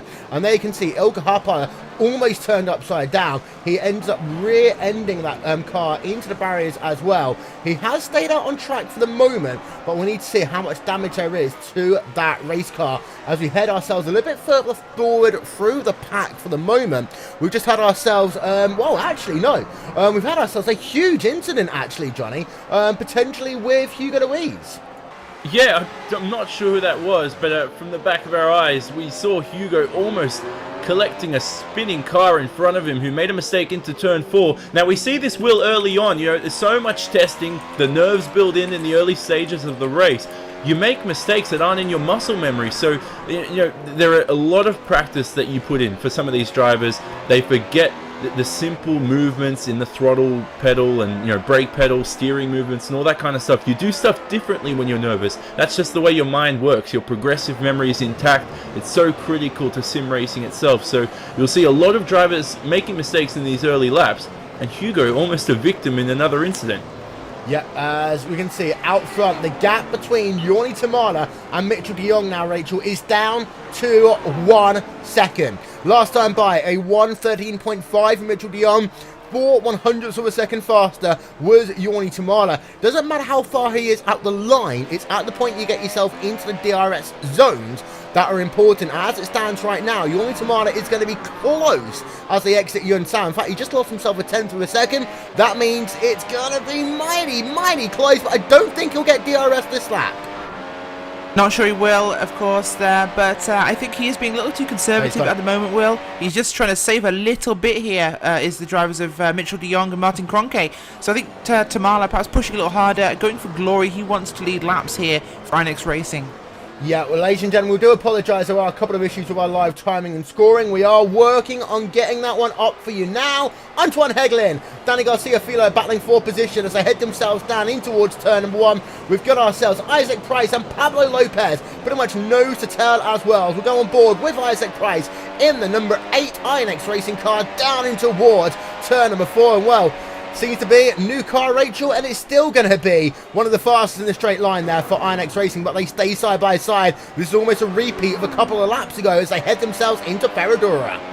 Absolutely, Inex Racing always been the fastest in the speed traps here in the iRacing World Championship Grand Prix Series. It's just amazing to see the speed out of those boys. We've got ourselves Graham Carroll involved in an incident there, Johnny. Yeah, on the run down to Ferradura, right behind that battle between Isaac Price and Pablo Lopez. I think Danny Garcia-Filo maybe having maybe the driver to blame for that, but we'll have a look hopefully in a replay sometime soon, and we'll see. Bigger news to that one actually, Johnny. Don't mean to interrupt, but unfortunately, I believe the 78 of Alex Simpson, their team boss, hit the stationary Carroll on the racetrack, broadside, big. Fatal race damage for both drivers of Carroll and Simpson. 2 Apex cars out. And you are correct, it was Danny Garcia-Filo who turned across Carroll. Yeah, we've actually got ourselves a replay of this one up for you then. So let's have a look from Alex Simpson's perspective. We've just seen an incident of the first. Sorry, a replay of the first incident. Let's have a look now, see what happened from Alex Simpson's perspective. We can see just ahead of him, there's going to be drama unfolding. Smoke Where do you go? Well, you don't know. And he almost rear-entered the Orion race team car, and then he ends up getting involved, T-boning one of his own teammates, Alex Simpson, out of the race. Graham Carroll are out of the race as well, and that is not what you want to have happen in the first race of the season. You see that driver of Alex Simpson trying to bring that car back on towards pit road as we speak. So it's been a crazy first 10 laps here of the first race of the iRacing World Championship Grand Prix Series. There you can see on the left-hand side of your screen your biggest moves and shakers in the race so far. Biggest winner off the race start, Rachel, with Pablo Lopez up Will, P11. sorry, look at the lead. The lead, we have a move around the outside by Yoni Tamala trying to make... Oh, he's made a wobble. Turn number 1, heading down to the center S's. Yoni Tamala was trying to use the DRS there on Mitchell de Jong on the front straight. He just overcooks it around the outside and has a bit of a wobble, but what a brave move by Yoni Tamala. Yep, and he keeps it out of the wall there, down into the curve of the Sol. So he's going to now be right there behind again. It looks as though that he is hunting down that VRS Commander SimSports car of Mitchell de Jong as they head themselves through Ferradura once again. Now, let's try and have ourselves another look and show you what happened. This is on the run down in towards turn number 1, but we want to replay it from earlier on. This is down in towards Yuan Sao. Of course, exits are important out of that corner. It does look as though that de Jong was just being a little bit more careful through the corner. But Johnny, your call on this one, it was just a little bit too bold there, especially on the run for the race lead.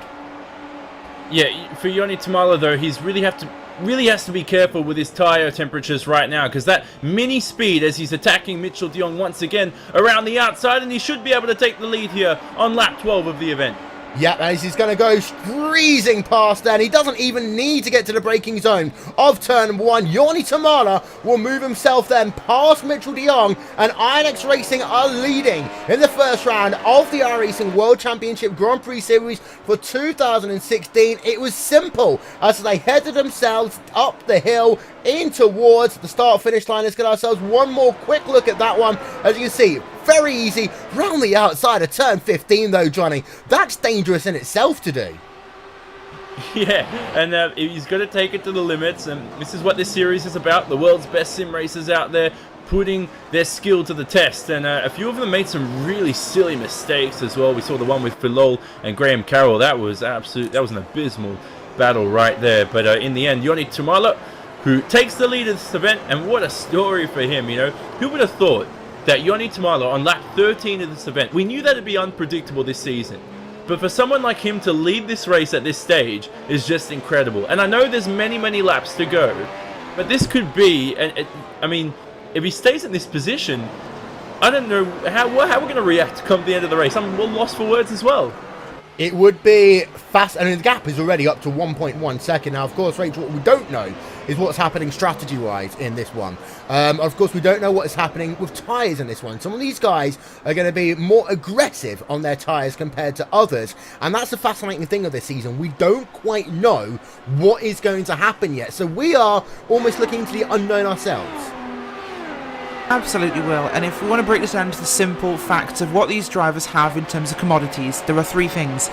We have energy recovery system, we have tyres, and we have fuel. Now, all 3 of those are finite commodities in this race car. The only one, of course, that is not is the energy recovery system, the MGU. It depends how much they're actually recharging that and what sort of mode it is set to and how much boost they have per lap. One factor. Second factor, tyres. How much are they using? Are they going to pit? How many times are they going to pit? We expect perhaps 1 pit stop from this race because the tyres are so important, so that will be a factor. And fuel. Did they put enough in for the race distance? Are they having to manage it and save? Is Mitchell de Jong planning to do a stop at all? Is that why he let Yoni Tamala through so quickly? We don't know, but the gap, it is widening already. Yoni Tamala, well, if this is not him literally throwing caution to the wind, running as flat out as he can, he's 1.6 seconds ahead of Mitchell de Jong now after only passing him a lap ago. He has to be going flat out, unless there's something he knows that we don't. Indeed, and actually one driver that's coming into the picture is Sebastian Job, as he just dances himself down to the inside into 4 and 5. He wasn't ever going to be close enough, but he just wants to distract Martin Kroenke. If anyone can distract Martin Kroenke, I don't know who can, because Kroenke is pretty much bulletproof when he's behind the wheel of one of these race cars. But Sebastian Job trying his best to unsettle him as much as he can. we've got ourselves a couple of drivers out of the race so far. Let's run through those for you very quickly. Mo Garfilo out of the race, the hometown hero at the start of this event. Unfortunate for him. Alexei Yusiakolo, of course, we saw him involved in that incident with Gregor Hutu at the very start of this race as well. Now, Graham Cowell and Alex Simpson, two teammates, getting involved in an incident that was two separate incidents merging into one. They are out. Danny Garcia Filo is out. Marty Piatella is classified in the race, but has scored as 2 laps down right now. Ladies and gentlemen, don't forget you can join in the conversation on Facebook and Twitter. We've got ourselves updates happening on Facebook all race long. Thank you very much to our good friend Nick Rowan for doing that. You can also follow us at RaceSpotTV on Twitter. Use the hashtag IRGPBrazil to get yourself involved in the race here today. Peter Berriman and Yao Vaz pretty much separated by a couple of tenths of a second so far in this event, Johnny. Getting ourselves close to what would be 2-stop territory if guys are going to try and do 2 stops in this event. Yeah, definitely so. So we'll see who pounces early, especially of those leaders. And the leaders are waiting for that clear track to really extrude itself down the order. And right now, Peter Berriman is 22 seconds away from Yoni Tamala, the leader. It's only 6 tenths behind Yao Vaz in front. So that clear track, not really. There's about a 3-second gap between Higlin and Lopez in P9 and 10, looking at the timing screens. But there's not that much room. That's why the leaders need to go as long as possible. And Tamala right now with a 2.6 second lead, I'm just concerned whether he has the tyre life to extend this stint and elongate it. And if he does, I mean, that's a deadly Yoni Tamala for 2016. It's like he's stolen Gregor Hutu's talent for this season. Indeed. So Martin van Loozenhoorn, by the way, we've got to give a shout out to him. This will make some of the Apex Racing fans just a little bit happier. Up 18 places in this event so far. Fantastic drive by him. Of course, some of these drivers were able to really wiggle their way through that first lap carnage that we had into the ZRS. But now, Rachel, they've got to make sure that they don't get too greedy. They need to remember the fact that it is a long race, only working ourselves on 17 of 71 so far. So these guys have just got to remember the fact that there's still a lot to go in this event. Yeah, there certainly is, Will, and there is a lot that we don't know yet. This is, of course, our first full grid, full race of the season with this new car. So, of course, the guys are all learning as they go. We've seen learning so far. We've seen a lot of learning, a lot of mistakes. But at the same time, some drivers, like Martin van Loozenhoorn, of course, who qualified through this year from the Pro Series, is new to all of this. He doesn't have any preconceptions, and he's making the most of it as now he comes up behind Peter Berriman, one of his teammates. Indeed, as well. Peter Berriman, of course, we talked about him quite heavily actually before, Johnny, you and I the other day. Peter Berriman is one of these drivers that a lot of people is going to be keeping an eye out on this year. Currently running himself in P number 12. Oh, we got ourselves Mitchell de Jong on towards pit road, lap 18 of 71, Johnny. That's very surprising because I had a feeling Coanda were going to go the longest in the first stint. Pace-wise, Yoni Tamala has it. He has the pace right now to win this race. So Mitchell de Jong in the pits early. Now the critical question, Will, is when you exit this pit lane, very quick pit stop for him. Different to last year with the Williams where we had to take refueling as well. No refueling in the McLaren, obviously. But Mitchell de Jong just ahead of Pablo Lopez, I believe that is in P10. So clear track for Mitchell de Jong. Positive for him. He has to fight here with the Iberica Racing car. Yeah, it's going to be close, but he's got the inside line, does Mitchell de Jong, so he will be able to get himself clear track. That is critically important for him. Mitchell de Jong, he's got 3.3 seconds before he ends up having to be with another driver, and that is Antoine Heglin in the Apex Racing UK number 18 machine. Now we need to turn our attention over to Yoni Tamala and to Martin Kroenke because, well, it's been a long time since I've said this one, but hey Rachel, we're going to potentially start thinking about something called an undercut here, although Tamala does go another lap, as does Martin Kroenke, as does Sebastian Job. Yeah, they all do. Kroenke especially staying out, Job as well. Mitchell de Jong, of course, our first pitter, as well as Yuta Saito has also stayed out on racetracks, so we will have to find out when they are coming in. Of course, keeping a close eye on your race leader, Yoni Tamala, and we'll find out exactly what happens with him. He has to react soon. His team have to be telling him that the driver of, Mitchell de Jong has actually pitted. They must keep it on top of that one, otherwise they can catch themselves unaware.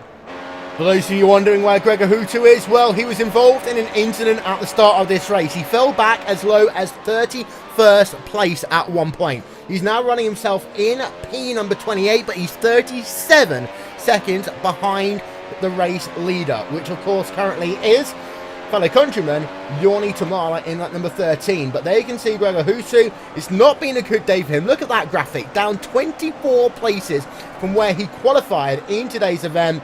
Gregor Hutu is basically now trying to get as many positions up as he can, knowing that drop weeks could well be the difference maker in this season. For those of you wondering, by the way, we've also had ourselves a tough day for Hugo Louise. He qualified in P number 29, but interestingly enough, actually now, Johnny, he is ahead of Gregor Hutu on track. Yeah, and that's because we know what happened to Gregor Hutu. This is very interesting from Hutu's perspective. He's looking at a huge, basically what you'd call a trolley train in the old days. He's gonna have to make his way through. I don't know how. I'd make a pit stop if I was Gregor Hutu, and I think he already has after his incident. So you talk about pace. I think Hutu can still score some great points in here. I wouldn't be surprised if he can get himself into the top 15, top 10 come the end of this event. Well, we've just been having a look there on board with that driver of Hugo Louise, and there you can see part of the trolley train, which actually has got yourself. There's actually a couple of them developing right now. The one that we in particular want to pay attention to is currently this one. It is Dimitri Yanis at the front of it. And then you've got yourself Yunus Nakurian right behind, running themselves in that number 44 Radicals Online machine. But Yuta Saito still doing a fantastic job, running himself in the top 5. And well, Saito right now is only scored within, I'm just trying to work out the math here, Rachel, 10 seconds of your race leader, 8.3 seconds. That is fantastic after 21 laps worth of racing. Yuta Saito is holding on to these front trio. Yeah, absolutely. It's an incredible race we're seeing really forming on here, and for Yuta Saito to be holding on so closely is really, really impressive, Will. But I've got to say, I'm keeping my eye on that, as we said, Johnny called it, the trolley train further back with Dimitri Yanis leading that one from P20. We've got a lot of racing going on down there. Those guys are really getting the wheel-to-wheel racing going. Yep, as you can see there, Saito just working himself on the exit of turn number 5, and just behind him, by the way, you can see Olli Pakala in that Team Redline car. Now, for those of you just joining us, Olli Pakala has a concussion he's running with right now, but he's trying his best in this event, trying to make it all the way if he can. 1.1 seconds behind Yuta Saito as it stands. Kazuki Omishima, well, he runs himself in P number 6 right now, Johnny, and we did expect Kazuki Omishima to be doing well this year, of course, now part of that Radicals Online stable as they head themselves towards Yunsao. Kazuki, always very, very fast. Of course, we all remember what happened in Canada a couple of years ago. Yeah, blew the race in the final few laps. Could have had a race win to his name. I'll tell you what, though, with the pace he's showing now, I wouldn't be surprised if he did win a race sometime this year. You know, if Yorni Tamala can do it, Kazuki can do it. Yuta Saito's always been strong around Interlagos, so I'm not surprised that Saito's in P4. I am surprised he's that high up, but I was expecting him around the top 10 range. But Kazuki always seems to have better second stints of the race. Once he settles into the car, understands the dynamic track which evolves that iRacing's implemented around October, September last year. You know, once he understands that and gets a feel for it, he could be really deadly after his first pit stop. So look out for Kazuki Mishima here after his first pit stop of the race. We've got ourselves currently Martin van Loozenhoorn and Pablo Lopez pretty much going side by side on the rundown into turn number 5. So just having a look through him right now as they work themselves through turn number 5. They've had themselves Peter Berriman just ahead, but they lost themselves almost a second going side by side for the first stage of this lap. Just a little bit ahead up the road, of course, we've got ourselves that driver of Mitchell de Jong, Johnny. Now, we're all wondering what the case is going to be with Mitchell de Jong. His last lap was a 1:13.6. Yeah. That's 2 tenths of a second slower than his fastest lap of the day. Yeah. Do you like how he made an early pit stop for fresh tires and he's slower than Yorni Tamala in the lead right now? So I'm assuming he's trying to undercut Yorni Tamala in the lead, and yet he's going slower on the racetrack with a clear track ahead. So maybe a very early pit stop doesn't work out. Yorni still has grip in those Pirelli tires, and it's good to see at least this year that the tires have so much more of a factor to play. Undercuts are involved as well. We never used to see that last year unless you were really, really fast and the drivers ahead. But what about this for P25 and 26? Hutu are only 2 tenths behind the 2 champions of the series battling.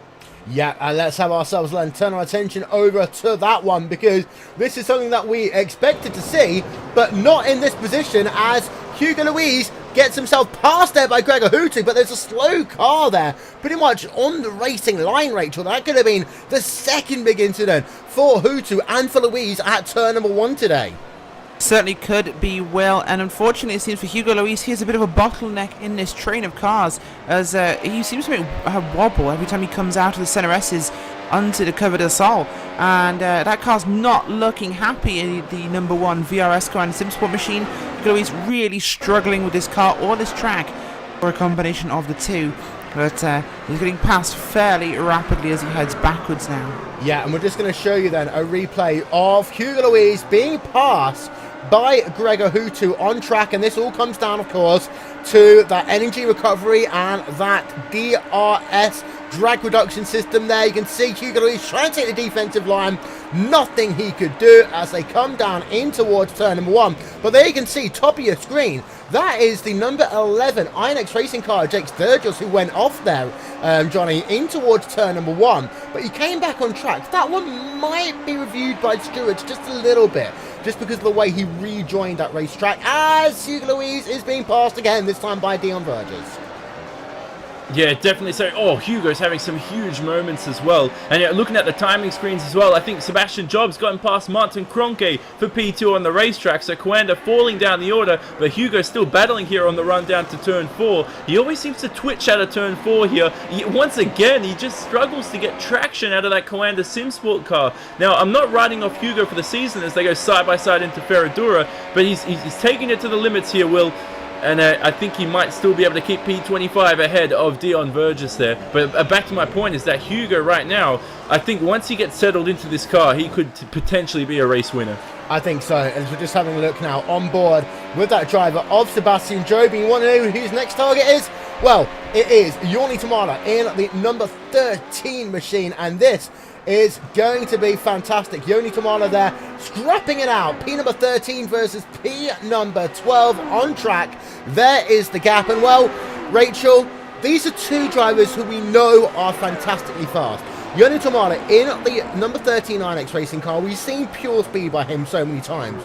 Sebastian Job last season, I think there's like 3-4 races in a row, he qualified inside the top 5, but each time issues stopped him. His own issues, we have to say, for the record, often stopped him from being able to maximise his potential. Pit stops for these guys, and just concentration now is important. It really is, and there's a great gap there at the front for Joni Tamala. Job and Kroenke fighting hard after Job got through past the number 5 VRS Coanda SimSport car. But wait, Johnny, you had something regarding the pit stop we saw from De Jong earlier. Yeah, I mean, Mitchell de Jong right there. I think now his lap times are starting to lap around the same still as Joni Tamala. Tamala right now, Will, is lapping as fast as Mitchell de Jong, who has made a pit stop. So, incredible stuff right there. But I think Pablo Lopez as well has also had an incident. Huge incident, I believe. Maybe a trip to the hospital we could see. Yeah, so he adds to the retiree list. Riley Preston as well, unfortunately, is classified as out of the race. So a number of drivers falling by the wayside. And we always expect at the start of the season there to be a couple of drivers with a couple of issues. As we're just having a look there, Ollie Pakala still scrapping out with Jutta Saito. I'm just trying to do the math here, actually. It's coming up to, what, 9 laps now, Johnny, since we've had ourselves Mitchell de Jong on pit road. Joni Tamala stays out on track. This could well be a one-stopper here by these guys out front. And if they do that, well, de Jong's in serious trouble. Yeah, almost 50% distance. You're looking at around lap 35. So another 9 laps time, as you mentioned. So, de Jong now is stuck behind Anton Higelin, and it shouldn't be too long before he makes his way past. This is what I never thought I'd say this, Will, but I actually love DRS for the first time in my life, and right now it's paying dividends in this race. We've had changes, we've had action going on throughout the field. So for Mitchell de Jong, who struggled to gain traction, there's something wrong with that Coanda SimSport car. There's no way you can have this fresh of a tyres and be this slow on the racetrack. He's almost slower than he was in the first stint. So something's going on right now, and I think it was a very poor decision for Mitchell de Jong to make that early pit stop. Well, here's the interesting thing, Rachel. He's now caught up to the rear of Antoine Hegelin. This is a scrap for P number 8 on track, and, well, that dirty air comes into play. And we saw it earlier on from Martin Kroenke. As soon as the driver passed him into the center S, it just seemed to be that, you know, he struggled to get any form of grip. I'm wondering, maybe De Jong thought all these drivers would come on towards pit road by about now, so be able to work in clean air. But now he's in traffic. Those lap times are slowed down by about 2-3 tenths of a second per lap. Yeah, well, I think this was a attempted strategy call by the Commander team, perhaps trying out some new strategy ideas in this first round, trying to see what will work for them. Apparently, the early pit stop has not tempted anybody else onto pit road, clear the air ahead of him. That for, oh, he's back in dirty air, now he's getting to experience what that is just like. So, very big learning experience here for Michel de Jong. Yep, we've got ourselves Paul Ilbrink. He's scrapping out of Ilka Hapal, our battle for P17 on the racing surface right now. Getting ourselves close to halfway distance here of the first round of the iRacing World Championship Grand Prix Series.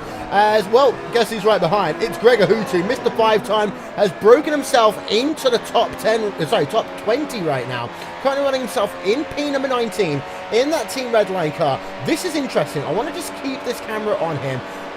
He can't, when he's got a driver in a train, Gregor Houtu is struggling to really get the straight line speed advantage over some of these other teams. We're going to keep having a look at the bottom of your screen right now. You'll see that you've got the straight line speed for Paul Ilbrink and for Gregor Houtu. Now, Houtu gets a much better run off the corner, but Johnny, he hasn't got the straight line speed of some of these other teams, and this is something that we always used to see in the Williams, although Houtu is going to go round the outside into Ferradura. Oh, straight past Paul Ilbrink there. Simple move for Gregor Houtu, the 5-time champion. Now, he's one of the most complete drivers on the grid, Gregor Houtu. Now, if there's one area he needs to improve on, and I think this is the only area he needs to improve on, he's just not aggressive enough. We just don't see. He's so calm in that wheel, and I guess that's why he's been so good, is because he's so calm. He doesn't make mistakes.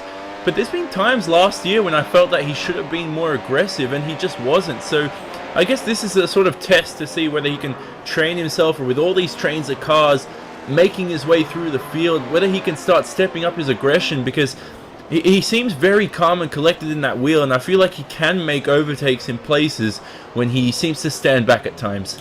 It's interesting to note there, actually, Rachel, as well, is that Paul Ilbrink just gave Houtu that position. And I remember that Ayrton Senna, for example, had himself that bright yellow helmet because you knew it was Senna coming up behind you, and people would just move out of his way. Paul Ilbrink basically did the same thing in sim racing terms. He saw that bright blue car of Gregor Houtu going around the outside of his photo. He thought, I want no part of this. I think that is the impression, Will. I think a lot of people do see that car with 5-time behind the wheel, and they don't even try and resist. It's easy for them just to let him go, because that's expected. It's going to lose them time, and it's a psychological aspect. But to speak about Sebastian Job, we mentioned, I mean, yeah, the guy has been incredible so far this season, and last season had a great time, but I have to say, he still makes mistakes. Still has a little moments. Let's not forget Silverstone last year, when he came flying onto pit road, way over pit road limit, and had to do an extra stop. Yet still made the top 10. There is no doubting his speed, but he makes errors of passion. He's a very vibrant, passionate young driver. Once Alex and the team over at Apex get him calmed down a lot more, he's going to be unstoppable. And I think he will have the same sort of psychological factor as Gregor Houtu, where you see Sebastian Job coming behind you and people will move. I think it's interesting to note, actually, that I compare Sebastian Job a little bit to Felipe Massa at the start of his career. Fantastic driver, both of them, but it's just making sure they form the perfect package. And actually, you just make a good point there. Alex Simpson could well prove to be vital for that one. Talking about pit road, it's actually one of the fastest pit road entries that you'll see in any form of motorsport. In fact, I'm just trying to think, outside of an oval, I don't think I know many pit roads that are faster. Sebastian Job then, heading himself down in towards turn number 1 again. One important thing to note, actually, is that Martin Kroenke hasn't fallen back from the rear of this one. So it's an interesting one, Johnny, that Martin Kroenke feels as though he can run in the dirty air while Sebastian Job, so maybe that car is just starting to come to him a little bit. Yeah, he needs to save the front tyre wear though, but it's closing into the pit stop at this stage. He's basically just trying to push. I think you should push as much as you can. They're a second down on Yoni Tamala last lap around. Yoni Tamala, a 1 minute 13.4. Sebastian Job warmed at 14.4. So Kroenke behind was 3/10 faster than Sebastian Job. But this group right now, and I think Kroenke, as he has a minor little moment there, needs to really get past Sebastian as soon as possible. But he could be waiting for the pit stops. Who knows? Because if Sebastian does pit early, Kroenke has a clean track to speed away, and if it's the opposite, Kroenke could potentially have a clear track to still get past Sebastian and undercut him in the pit stop. So it's an interesting factor to look at. So far today, just been one lead change in this event. Of course, that was when Jordi Tamada moved past Mitchell de Jong to take himself to the race lead. Jordi Tamada, of course, is still leading. He has led himself 20 laps today compared to that driver of Mitchell de Jong, who has led himself 11. Two different leaders as we now get ourselves closer to the halfway point of this, the first round of the championship for 2016. Got another battle developing, Rachel. It is Yuta Saito versus Kazuki Omishima, two Japanese drivers inside of the top 10, and they're each looking to potentially head themselves into the top 5. Yes, the battle for Japan is on now as we have two amazing drivers here fighting out on track. Radicals Online and Yuta Saito there, of course, having an incredible race here today as they really are battling for amazing spots here. This is not as high as we normally see these guys. But this round, of course, being almost such a flip in positioning, is that we see some real raw talent here coming through in a new car. Yuta Saito and Kazuki Omishima. Omishima, of course, one of those real strategy drivers we love. Some of the things he's come out with in the past, some of his tactics and strategies that he's deployed have been insightful. Michael Dinkel versus Yao Vaz, grabbing it out for P12 on this Interlagos racetrack right now. Yao Vaz, of course, it's a driver for the Orion race team. Vortex Sim Racing for Michael Dinkel. And I said to you, we've talked about this before as well, Johnny. Vortex Sim Racing have an advantage here in some ways because of the fact that they have previously run in the Dallara DW12, so know the ideas of push to pass and the effect it can have on them. Of course, now they've got more things to play with. They've got themselves ERS and also DRS in this season. As Michael Dinkel, actually, he's going to head himself on towards pit road. No, he's not. That's Jalvat. No, yeah, Dinkel's on pit road. I was right. It is Michael Dinkel, yeah. Yeah, an interesting note is that we're forgetting that Michael Dinkel is up 20 positions, and we're also forgetting the fact that Michael Dinkel, when he's on in race pace terms, I think he's a top 10 driver race pace wise, if not top 15. It's just qualifying he needs to work on. So he's made the grid, he's qualified in P33, out and away, quick pit stop for him. And right now, him and teammate Dimitrianis, the only two Vortex Sim Racing cars out on the racetrack. Dinkel could be ahead here of Hugo Luis. They'll be very, very close. He's just behind. Yeah, as Gregor Hutu has again gone purple and set the fastest lap of today's event. So even though he was involved in that incident at the start of this one, Gregor Hutu is now up into P number 15 and he is showing himself to still be very fast. And actually now, Rachel, we're going to have to start talking about what if. What if Gregor Hutu had actually made it through turn number 1 at the start of this event? He's the only driver, as far as I can tell, to have actually made it into the 113.2s. Who knows? He may well be the first driver to break into the 112s before too long. Absolutely will, but let's not forget, of course, Gregor Hutu went all the way to the back. On lap 1, he had major contact with his teammate, Alexei Usiakola. That put him on the back foot. He was right at the rear of your field. And Gregor has managed to come back. Yes, he qualified in 4th. Yes, he's running in 15th. But at one point, he was sitting P34 on the racetrack. Gregor Hutu is making the recovery drive to highlight why he's a 5-time champion. As he's just going to be ahead there of Antoine Heglin, who has just pitted in that number 18 machine. So Antoine Heglin has made himself a pit stop, 4.2 seconds. If you're wondering why a pit stop so fast this season, well, it's because of the fact that, of course, they don't take fuel this year. They only take themselves some tyres. Number of drivers have made themselves some pit stops. We're going to run through a couple of them for you. Dimitrianis, Vortex Sim Racing, 4.8 seconds. Ilka Hapala does one in 4.3 seconds. Slower one for Yunus Nakurian. That was 5.7 seconds on the gun. And then we've had Andre Borgia in that number 17. 5 seconds, as we've had Michael Dinkel do a 4.4 second stop, a couple of others as well. Live timing and scoring is now working, ladies and gentlemen. We do apologise for the issues earlier on, but it is working as from nowhere, Johnny. I've just shocked myself a little bit. When did Jordi Tamada get himself an 11.2 second gap as Martin van Luzenoord is now on pit road? Well, 10th Who 2 on by pit road 10th. as well, Will, sorry. Who 2 on pit road? Yep, so Hootie's in. He's going to make himself his second stop of the day. Jake Sturgis is in as well. Back to you, Johnny. Well, no, all I was going to say was 10th by 10th, lap by lap. That's what Joni Tamala's been doing. He's the fastest driver on the racetrack over a race distance so far. Last lap around, I think De Jong, Nukarainen were 2 of the fastest out there as well. You look at, they made their pit stops. Hutu out and away. Now, this will be interesting to see where he feeds out. Does he get ahead of Andre Borcher, the other Coanda Simsport driver? Borcher's not having the best race as well. For Coanda Simsport right here, we know what's happened to Redline. Their race is a bit of an abysmal, except for Olli Pakala, who's up there. But right now, as Joni Tamala enters the pit lane, let's see if the same happens for Coanda. Let's see if they can revitalize their race. Yep, so let's have a look then. Then is Joni Tamala. He's going to pit in, he's going to pit out. 5.1 second stop. But he did have himself a long one. Sebastian Job is on pit road as well. He's out in 4.5 seconds, kicking the tail out of that car as he heads it back out onto track. So now everyone's coming in around the halfway point of this event. Olli Pakala is back onto the racetrack as well. He does himself a pit stop time of 5 seconds. Pretty much on the nose there for him. 4.961 seconds if you want to be absolutely precise on that one. Yuta Saito makes himself a pit stop. He stays ahead of Kazuki Onmishima. There's a 4.1 second stop there for Yuta Saito, 4.4 for Kazuki Onmishima. These 2 guys now, Rachel, with fresh tyres is going to be fantastic to watch. Absolutely will. And one guy who isn't on new tyres is Martin Cronke. I guess we're expecting him in this lap in the number 5 VRS Coanda Simsport car as he heads up now towards pit entrance. Will we see him come onto pit road this time by? He's not, so we could be seeing a little off strategy here from Cronke, who is of course yet to pit, but as Tamala and Joe have pitted around him, now he's on the back foot.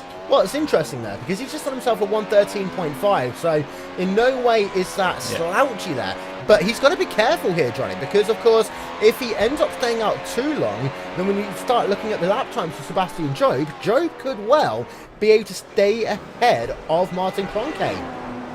Yeah, and that's who Cronke is fighting right now. So we're going to monitor those 2 lap times between the 2 of them. So Cronke's engineer certainly on his back as well. The gap right now relative is about 17.8 seconds between Cronke and Job. It's closing down 10th by 10th. So I think Cronke right now, he might not pass Sebastian Job unless it's a miracle pit stop from the Coanda Simsport crew.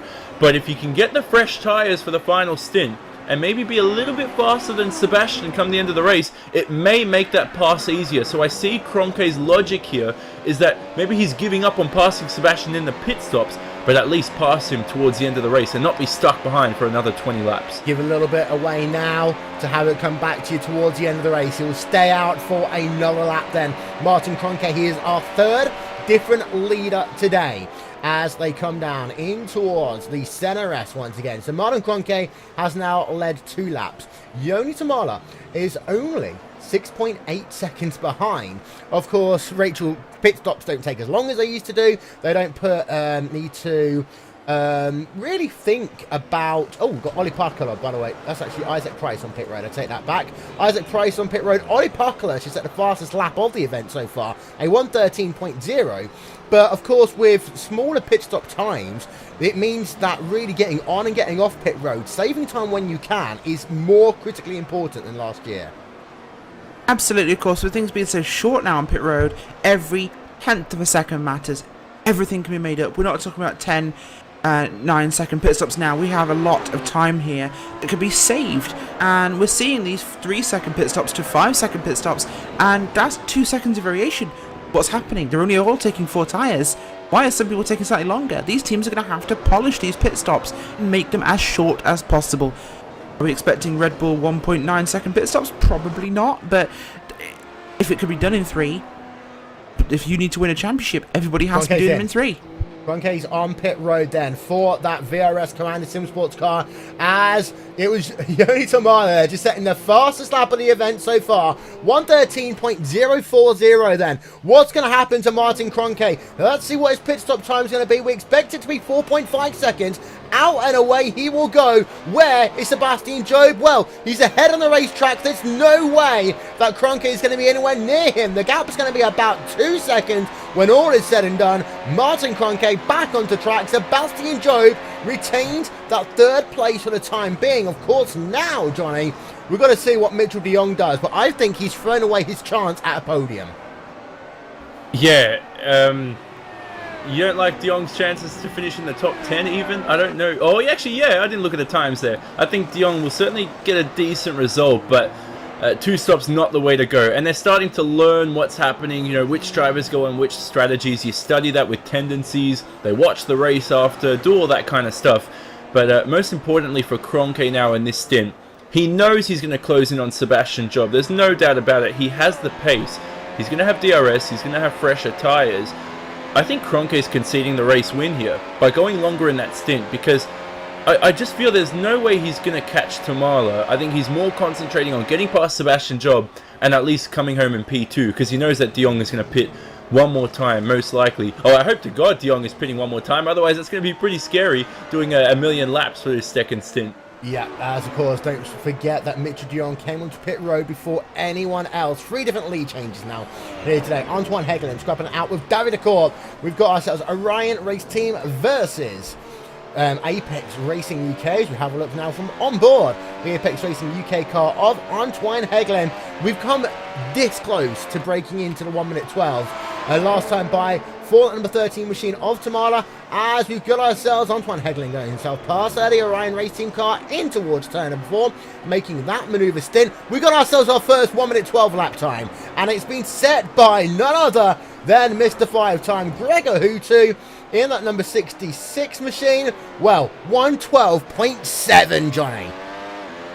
Yeah, Sebastian Job as well, also in 1 minute 12.9 for him, but Hutu says no, get out of my way. 1 minute 12.7. He's catching Michael Dinkel rapidly, half a second a lap faster. And I told you before, when we saw Hutu with the incident, I wouldn't be surprised if he's in the top 15. Well, now he's there. Can he make the top 10? Possibly top 5 if he keeps up the pace, as I think de Jong pits. Yep, de Jong's on to pit road for his second stop of the day. 41 out of 71 laps scored complete. Well, here's the situation for de Jong. He's not coming on towards pit road much later than anyone else. He comes out and away there. Pit stop time 4.6 seconds. It's going to be roughly P8, P9 for de Jong as he heads himself back onto track now. In that Commander Sim Sports car, it looks as though it's going to be P number 8, David Corpse, on towards pit road for his first stop of the day, actually. So, very long first run for David Corpse in the 07 machine. But Mitchell de Jong in P number 8, importantly, he's currently scored 25 seconds behind the race leader. And that means that his chance at a podium, as I see it, is pretty much over. The reason why, Rachel, is because these guys ahead of him when came onto pit road 5 laps ago. Absolutely will, and that's going to be a major, major factor for him in terms of trying to make that up. So the tyre difference will not be big enough. That's going to be a huge, huge hampering. But, well, it's an experiment, and it's clearly not worked out, so hopefully we'll see them changing it on up next week, but it always pays to experiment. Yeah, and of course, one could well argue the fact that de Jong may be on a slightly more part-time schedule than some of his teammates. It's worth him to try and do the alternate strategy, see whether or not he can play a bit of teamwork there with his guys over at VRS Commander Sim Sports. But there's your top 8 then. Bottom of your screen. It's important to note that Yoni Tamala still has a 10.6 second advantage over Sebastian Job. Martin Kroenke runs in 3rd, Oli Pakala in 4th, then Yuta Saito, Kazuki Yamashima, Isaac Price, Mitchell de Jong, Antoine Hegelin, and Peter Berryman will round out your top 10. Ladies and gentlemen, we're going to step aside for just one moment here on RaceSpotTV. We are going to take you RaceSpotTV side by side, and we'll be back with more after this.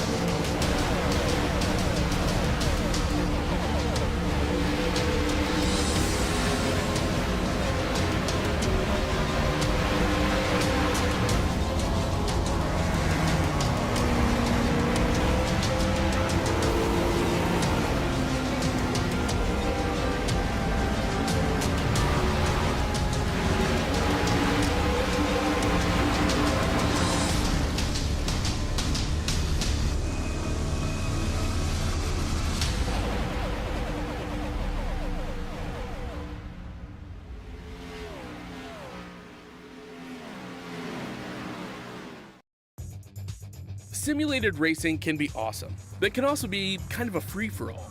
Interestingly, auto racing faced the same problem in its earlier days. Whether it was on the back roads, the beaches, or the city streets, the racing was fun. But there was always a certain level of chaos and danger, until some folks came along and put some order to all of this. Stuff like official racetracks, regulations about weight and equipment, and enforcement of standards. That's what gave us high-speed excitement, fast-paced action, and photo finishes. That's when racing became racing. The guys over at iRacing.com have made the same transformation in the world of sim racing. Sure, they've got the most accurate tracks and realistic cars out there, but that's just the start.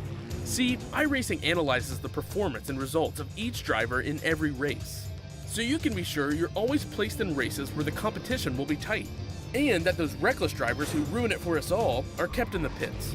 Not to mention that with over 45,000 active members already in their vast community, you can find races day and night, so you can always get in on the action. You can even join a league of your favorite series. And since updates are always automatic, you don't have to worry about software and can focus on the track. Zip up your fire suit and check out iRacing.com.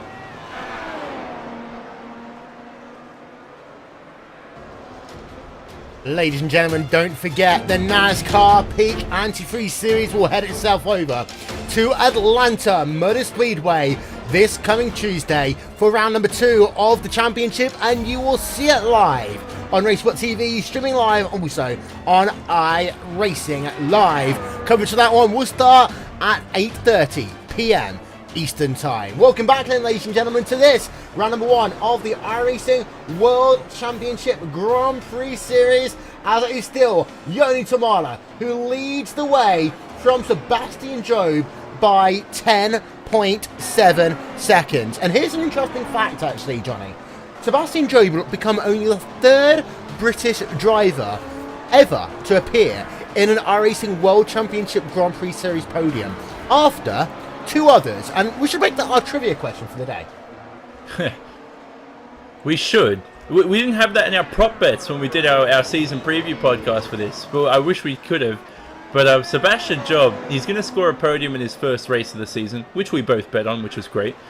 And for Sebastian Job right now, it's about taking the step up. Because if it wasn't for Yoni Tamala, Sebastian Job would be, at the moment, not going to be winning the race. There's still a lot of time to go. But you take a Yoni Tamala out, as I said, he would win this race at this stage. So he's taken a step up as we expected. We don't know where the limit to his potential is. We expect it sky high. But to be so young for Sebastian Job, you know, he's come into this series last year doing all this kind of stuff. 15 years old now, he's turning 16 in March. He's incredible right now, and Rachel spoke about that before as Kazuki Mishima's right onto the back of Yuta Saito. For young drivers, it doesn't matter about consistency now, because that's going to develop. It's about your speed eventually. I think it's interesting to note, Rachel, that of these 3 drivers at the front of our field, we only expected one of them to be there. But what we've seen so far today by Yoni Tamala and by Sebastian Job is that they haven't made a mistake. They didn't make a mistake at the start of this event. They got themselves through the carnage at turn number 1 without any issue. They've been able to drive consistently lap after lap. Yes, we did see one slight moment on the outside there by Tamala as he tried battling for the race lead. But apart from that, these guys haven't made an issue on pit road. They haven't done anything. And in fact, Tamala has just set the fastest lap of the event. Absolutely, Will. That's a 1 minute, let's say 12.779. Incredible lap there from Yoni Tamala. But absolutely, we expected, I think, a lot more of the old guard towards the front of this race. We expected the likes of Hutu, Hugo Luis, Alex Simpson, some of the guys like Jake Sturgios, Yao Vaz. I think this has really changed things around for us. Yeah, sure, we've got Martin Kroenke at the front of the race, which is kind of expected, but we expected so many more. And I think the German driver's the only one of the old guard here who's really not made an error. Oli Picala, of course, is up to MP4. Haven't spoken about him much. But as it stands, we've seen some guys up here we haven't seen at the front for a long time. Well, obviously the new drivers like Martin van Loosenhoord. We've seen Peter Berryman, Antoine Heglin. Isaac Price is running in P7. That's been a while since we've seen that. And we've got Yoni Tamala and Sebastian Job leading the race. This is just an incredible start to the season. Indeed, and well, Johnny, you've kind of stolen the answer to this one. You didn't find it yourself, but go on. Trivia question of the day. Oh no, I gave a fake answer, but I said I know Richard Taylor is one. Richard Taylor's definitely one. He has won a race in 2010. I'm Johnny, not sure who the other just a one point. is.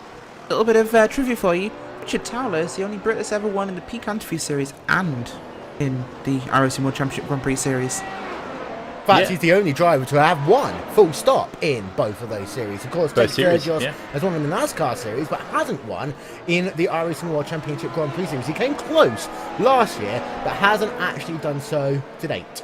Back to you, John. Yeah, well, I don't know the other question. I was guessing privately between us saying Luca Badoer, but it's definitely not him. Richard Taylor, who else would be there? It's not Alex Simpson, is it? No, Alex has never scored a podium. It is I Richard give Towler up. and David Williams. Is No. the only other driver to have actually won. Don't even know, So he dude. got himself onto a podium in this series so far. I just see a little bit of damage actually there to the side of Ollie Packer's race car. Of course, he was involved in that carnage at the start of this race, still running himself in P number 4. And his lap times are respectful. He's not being caught much now by Kazuki Omishima, who we did just see there, has moved himself now past Yuta Saito. So Omishima having himself a great run as well. He's the highest placed Radicals Online car. Get this, Johnny. There are 5 different teams represented in the top 5 of this event. All of those that says that the 2016 iRacing World Championship Grand Prix Series is going to be a typical Redline versus Commander, they can throw that one out the window. Yeah, already. It is race 1, but at the same time, unpredictable season. Who would have thought that Yoni Tamala, as I mentioned before, would be leading this race by 11.7 seconds on Sebastian Job in P2. Now, we all knew Martin Kroenke would be up there, but what a story for Yoni Tamala if he can finish this race on top. I mean, a driver who's never spoken about, never given attention. He's not the highest rated in that INX team by anybody, and if you give me, like, you'd be lying if you said that somebody rated Yoni Tamala the best driver in INX. After this race, now I know it's early days, the first race isn't going to set the tone for the rest of this season, but he's hasn't only been good, he's been deadly, and that's why I don't think that Yoni right now, it's gonna, cut my point. This is like Braun GP 2009. I gotta say, this is exactly like that situation. Unexpected season. You're coming into, who knows what's gonna happen. We don't have any official test sessions, and now INX Racing could be grabbing a race win. And for that team, that could really motivate his teammates to say, "Oh wow, let's have a look at Yoni. Let's study what he's doing right," and it could spring the whole team up the order as well. Indeed, so we're looking on board with Ollie Packer in the number 26 Team Redline car as he works himself down the back straight away once again. Give you an update then on some of the retirees out of this event so far. Hugo Louise, for the record, is out. We'll try and get an update to see what happened to Hugo Louise, but he's now classified as out of the race. He's had enough. He did 48 laps. It's only happened in the last lap or so. But Hugo Louise looks as though... Oh, no, he's going back again. He just had himself a very long pit stop there. 19.7 seconds might have actually been a penalty for Hugo Louise. We'll try and get an update on that one for you. But we've have ourselves as actually officially out of the race. Riley Preston in the number 94 machine. Pablo GoPro Lopez in the number 39 Iberica Racing Team car. Graham Carroll in the double O. As I'll come back to this point that you see on screen at the moment, because this is going to be horrible for Hugo Louise. We've got ourselves Danny Garcia Filo out of the race, Alex Simpson and Alexi Usiakola out. There is Hugo Louise in the number 1 VRS car in the Sim Sports car. And then you can see the fact that he's just been put a lap down by, I believe that is Mitchell de Jong, potentially? No, it's not. It's one of his teammates. I'll take that back. But here's a fascinating thing here, Rachel. This series has really turned itself on its head. Now, the word consistency that we mentioned at the top of this broadcast, we've been talking about all day long, consistency is going to be critical, because some of these drivers will think, okay, I've had a bad race, a bit like at Daytona in the NASCAR Peak Entry Series. They'll start being too aggressive at the next round of the championship, and then they'll start getting into that negative mindset, and from then on in, it'll be downhill. Absolutely, you've got to start the season with the right attitude, Will, and after a bad first round, it's very hard to get the right one in your head. But it takes a lot of work and a lot of pressure, and these big drivers can do this. They are used to it, and they can force that mindset when they need it. Right now, you have to put this one out of your mind. If you've had a bad race, if you've been involved in one of the big accidents, get it out of your head. It doesn't matter. The next round does. And they're all going to take something away from this one. So, realistically, nobody has lost in this race. Everybody has come away from here with something. Looking on board with Jake Sturgios in the number 11 iNext racing car, scrapping out with Yao Vaz. These are two veterans of the World Championship Grand Prix Series. We're getting ourselves now into the back end of this event. If you haven't already, don't forget to follow us at RaceSpotTV on Twitter. Get social with us on Facebook as well, /RaceSpotTV, if you want to join the conversation. And I'll tell you what, we've had some fun on our social media here today. Thanks again to Nick Rowland for running our social media coverage throughout the course of this event. Bit of an old guard versus new guard developing on track here, actually, Johnny. Michael Dinkle, P number 12. Gregor Hutu, P13 as well. Hutu's had the recovery drive of a lifetime. And this really shows what I mean by consistency, what I mean by putting all those negative emotions away.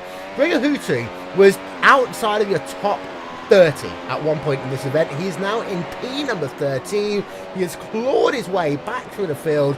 This shows the fact that he is got the mindset of a 5-time champion. He's not just fast, he knows how to adapt to changing situations around him. You look back on that incident on lap 1, turn 1, it's very surprising to see how he's gotten used to the damage on that car, if any, and there's certainly damage on that red line car. He set the fastest lap of the race at one stage. This is why he's won 5 titles and why he's one of the world's best sim racers out there, is because he can do stuff like this. He doesn't give up when he needs to. He doesn't give up when... actually, you know what? He never needs to give up. He's always pushing no matter what happens out there. And this is mentality that some drivers need to have. If there's an incident, that's it. You can't change what happened. There's no point arguing with another driver. There's no point doing any of this kind of stuff. Yes, he had an incident with his teammate. Forget about it. Move on. Make your way up through the field.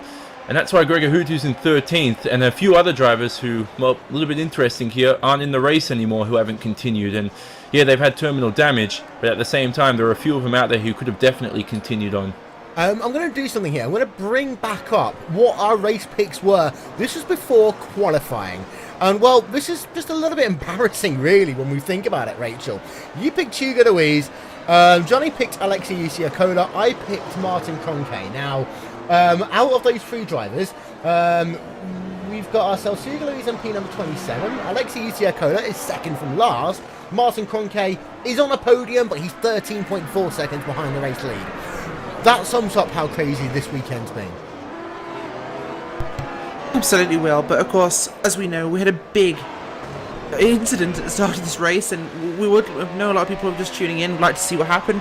We'll try and show you that after the race, but as it stands, of course, we had the incident between Hutu and Alexei Usiakola at the start, and that caused a lot of problems. So it really flipped the table somewhat here, as Alexei really hasn't run in this race so far. So, yeah, of course, we've really changed things, and I think perhaps season predictions may be more important than race predictions, but I think this race has definitely shocked all of us. Just having a look on board with Yoni Tomala in the number 13 iNext racing car, heading himself now down towards turn 1. There's a lot of traffic here. It's an interesting fact to note that in the iRacing World Championship Grand Prix Series there is live stewarding, and that means as a consequence there are full blue flag rules in operation, Johnny. That means that if you're part of this developing trolley train on the racetrack, then you have got to move out the way. You have got to yield to the leader. That is, of course, in deference to what we have in all other non-World Championship series on iRacing, when it is the responsibility of the passing driver to execute a clean and successful pass. It should be 1 or 2 blue flags maximum, because it just degrades motor racing sometimes when there are guys who are being lapped who have maybe had an incident and they're down the order, they're annoyed, they don't want to be in this race, but they're still trundling along in their car, and they try to think that they're bigger than the race, bigger than the leaders. You look at an incident in Formula 1, Hamilton and Vettel at Hockenheim, wasn't it, in 2011, I think, where he's trying to overtake him. It's just, as I said, it degrades motor racing so much when backmarkers think they're bigger than the race itself. Good thing this race is that the backmarkers have done a great job straight out of Yoni Tomala's path. Now, I think that's one of the friction racing cars. They're not making it easy for Yoni Tomala, but in the end, he gets straight through. So good to see that live stewarding coming into play this season, making a difference. Yep, Shannon and the guys doing a fantastic job. So shout out to all of Race Control from iRacing who are monitoring not only this, but of course all of the World Championship Series. They do a fantastic job in doing so. Race Control is often a thankless job, Rachel, where people would always have issues with decisions, but actually these guys go through a ton of data, pre-race, post-race, during the race itself, to make sure that these events are as competitive and as clean as they possibly can be. Very much so, Will, and it's quite the job for these guys. But they do a great job with it, and they make sure this series is the most professionally run road racing series in the entirety of sim racing, and it shows. Here's an interesting point. Olli Pakala is now 7/10 of a second behind Martin Kroenke for the final podium step on this race. We haven't really talked about, in fact, we haven't talked about this at all. But Johnny, 15 laps to go. Martin Kroenke is supposed to be on fresher tyres here, and he's fallen into the clutches of Olli Pakala. This was a three-way battle now, potentially, for 2 steps on the podium. Well, Kroenke did close in on Sebastian Job, which is correct. One key point I elaborated on there early on when he made his pit stop. But we always forget how strong Pakala's race pace is, and you and I, we always rant about this, how good Pakala is compared to his Redline teammates. On the day, you know, he is a race winner before in this series, so right now, fighting for a podium early on, yes, Joni Tamala's pretty much got the win, one hand on the trophy right now, but between Job, Kroenke and Pakala is aggressive, he's strong, he's confident. To come in this race, especially coming in with a concussion or whatever he had, and to still maybe possibly finish on the podium, it's adrenaline rush right now. He's thinking of none of that. He's thinking of finding a way past Kroenke and proving his worth to be the top of the 2 dominant teams, Redline and Coanda. It'll be up to Kroenke and Pakala to win that title right here. And for those of you just joining us, there are 5 different teams represented in the top 5 of this motor race. Absolutely outstanding. No one would have predicted that at the top of this broadcast, that we would have had as much diversity in this, the first round of the iRacing World Championship Grand Prix Series for 2016. Having a look down your field just a little bit, Jake Sturgis, Yao Vaz, that one's continuing. Side by side, they head themselves down in towards turn number 4. That is going to be Jake Sturgis moving himself there ahead of the Orion Race Team driver of Yao Vaz. It's taken in a while, but Jake Sturgis moves up 1 position, Rachel. Yeah, he certainly does. Jake Sturgis trying to make moves up to the field here. Well, it's not been the greatest race for him. In fact, it's been fairly quiet. Started down in P27 up to P17 right now, but well, he's kept himself out of the wars at the moment, and whilst his teammate Inex might be leading this race and leading the airtime, Jake Sturgis starting off with a reasonably solid start to his year. Yep, as you can see, there is the race stats for that driver of Jake Sturgis. He's going to be up 11 points at the time they cross the start-finish line, but he's moved up a total, get that, of 11 positions since the lights went out on the new season, as he comes down in towards turn number 1, the center S once again. Last lap time 113.275, his best lap of the day. Well, he has moved himself into the 1:12s, and that is an interesting point in itself, Johnny. Having a look through the fastest laps of the race, we have come down dramatically. We've now got ourselves a total of, I'm just having a look, 10 drivers into that 1:12 range. Joni Tamala, Gregor Hutu, Mitch de Jong, Sebastian Joe, Kazuki Yamashima, Olli Pakala, Martin Kroenke, Yuta Saito, Jake Sturgis, and Peter Berryman. In fact, de Jong just goes purple there with a 1:12.645. But it seems to be that Inex, Radicals, Redline, and Coanda are the 4 teams that are faster than anyone by a couple of tenths of a second here. You mentioned before that the top 5 in this race, not to mention actually top 6 in this race, are all different teams. Last year, wasn't it Coanda and Redline dominated the top 8 or something? 2 teams in the top 8. You got 6 different teams in the top 6 already this season. You're looking at unpredictability, as you mentioned. Lap time wise, there were actually 3 names you mentioned. I want to hit on it. Is Kazuki Mishima is incredibly fast. Good to see him finishing a race without making a minor or major spin or anything like that. Saito the same.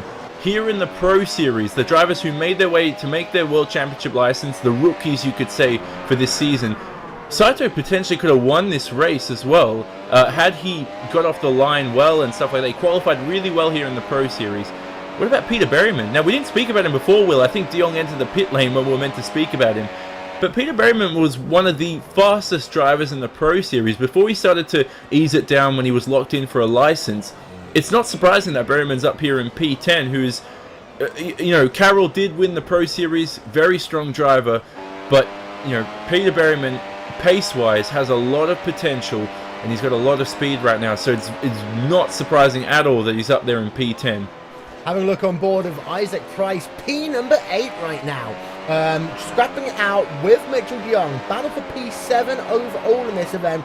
And this realistically is about as much as these guys can get out of their event. Mitchell de Jong, Rachel, that strategy call did not work for him. Isaac Price is right behind him. And it's, again, interesting to note that Mitchell de Jong with, well, fresher tyres than anyone else in this field actually doesn't have the raw speed to contend with anyone ahead of him based upon his previous lap time.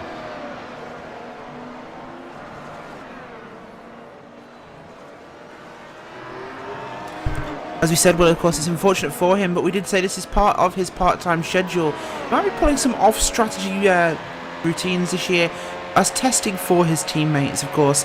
This lets them see exactly what the data would have been from the race conditions, and, well, he's not perhaps looking at the same championship as they are. Every little bit of information helps. Yep, as these guys continue it on then. Getting ourselves now down to 10 to go in this, the first round of the 2016 iRacing World Championship Grand Prix Series, and that means we're going to take you through your field, your top 10 very quickly. We're going to start with this driver. It is Yonu Tamala in the number 13 INX racing car, has led 46 laps here in this event. And well, his pit stop itself wasn't fantastic, Johnny, but the good thing for him is that he was able to do it on the racetrack. He got himself an 11-second gap before pit stops, and he hasn't really been pushing too hard since. Yeah, and once you're into a rhythm, you're not fussed about much of, you know, how much you need to push and at what time. You're just lapping around the racetrack as good as you can. We've seen so many incidents in motor racing where drivers start to really think about what they're going to eat later on tonight, what they're thinking about hanging out with their girlfriend later on in the week, and they make a mistake. They're straight off the racetrack in the braking zone. For the last thing Yoni Tamala needs to do now is to think. He needs to just drive around this racetrack, get into that zone, that edge, the rhythm you find as a racing car driver. And so many sim racers who talk about it, you know, we've interviewed them a lot, we've spoken to them behind the scenes. That zone and that edge you have, when you get into that rhythm, it's a deadly kind of rhythm. So for Yoni Tamala right now, he's into that zone, and I think it's unstoppable for the next 9 laps. Yep, just having a look here at Sebastian Job. Of course, he's now got 2 drivers behind him. He's got himself Martin Kroenke for Koanda Sim Sports. He's got himself Olli Pakala for Team Redline. Apex Racing's Sebastian Job is having now the race of his career so far.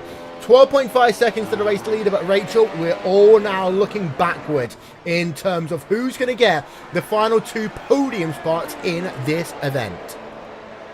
Yeah, very much so at the moment. It's Sebastian Job, of course, and Martin Kroenke there. Apex Racing UK and VRS Koanda Sim Sport is behind Martin Kroenke at the moment. That is Olli Pakala of Team Redline, who is trying to make a recovery drive in honour of his teammates Gregor Hutu and Alexei Isiakola, of course, involved in that lap 1 incident. As we have a look into the inside there, Pakala in that 26 Team Redline car had a look at Martin Kroenke. Definitely Kroenke glowing in his last few laps, Will.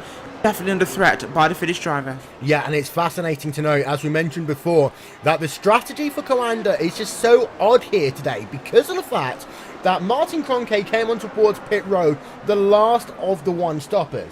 Mitchell de Jong is on a 2-stop strategy, yet the raw pace just has not been there for Koanda Sim Sport. And this is when we start thinking out loud, Johnny, that it seems to be that Koanda might well be the better team on a single lap run, but their car is not as strong once we get into the long race runs. In fact, I would put Koanda easily as the 4th best team when it comes to actually how their car runs in the race. As Pakala with a great run once again in towards turn number 1. Side by side, almost Has a look up the inside here, and Kroenke gives him the space. Almost a spin for Martin Kroenke. He keeps it together, and Olli Pakala into the top 3 here. Will, simple move there. And for the first time, we've seen Martin Kroenke crack under pressure. Indeed, and that is an important one. That shows the handling of that Koanda Sim Sports car offline is a bit of an issue, as we talked about. We're going to get ourselves a replay then from up above as these guys head themselves down in towards turn number 1. We'll get the super slow-mo cam up as well, and this is a situation, really. Martin Kroenke goes offline, knowing the fact he's going to have to play a bit of defense. If you can hold the outside line, generally you're going to be better into the second part of the corner, but that back end is really stepping out for Martin Kroenke. That very well could have almost been a game changer, but then they managed to hold it together, and Olli Pakala moves himself up a position, but the racing isn't over. We've now got ourselves Gregor Hutu with Michael Dinkel. This is a battle for position as well, as they scrap themselves into the infield, and well, Hutu continues that recovery drive, and in fact, he's going to have himself Martin van Luzenoord to potentially pass as soon as he's got past Johnny. Don't forget, Van Luzenoord started in P31, currently in P11. Michael Dinkel started in 33rd, currently in P12. And don't forget, Hutu, after the first lap, was at the back of the field. He's in P13. So these 3 drivers, they haven't worked together. They're all in different teams, but they've made their way up through the field. It's coming towards the final laps. And this is where we see tears drop, Will, because races can end.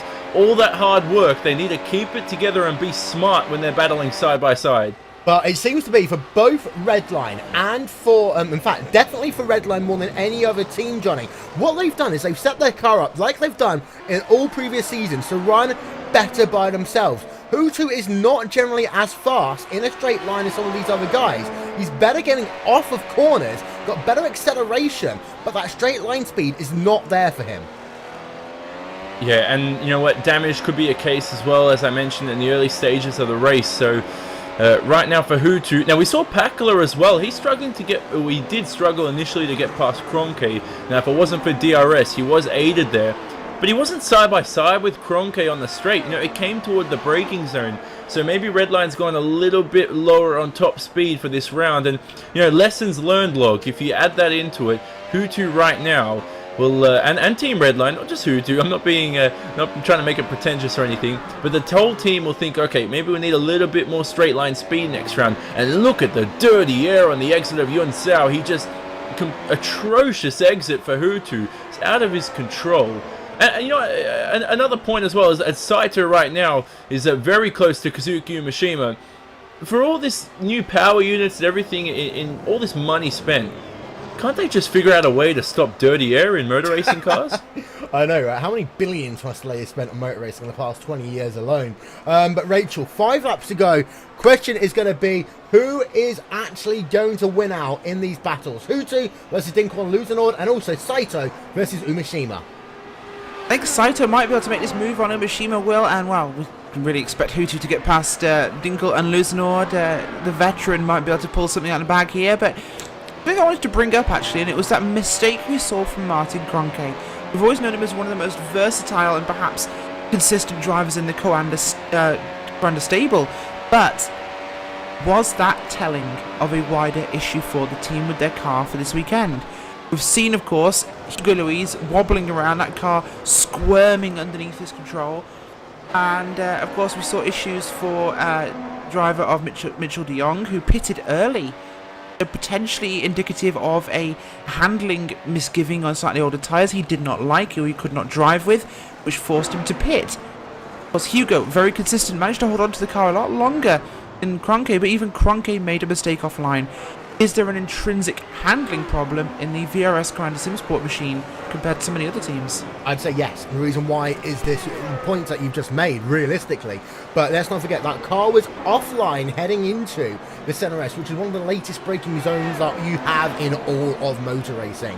Yes, he was offline. Yes, he was on the marbles.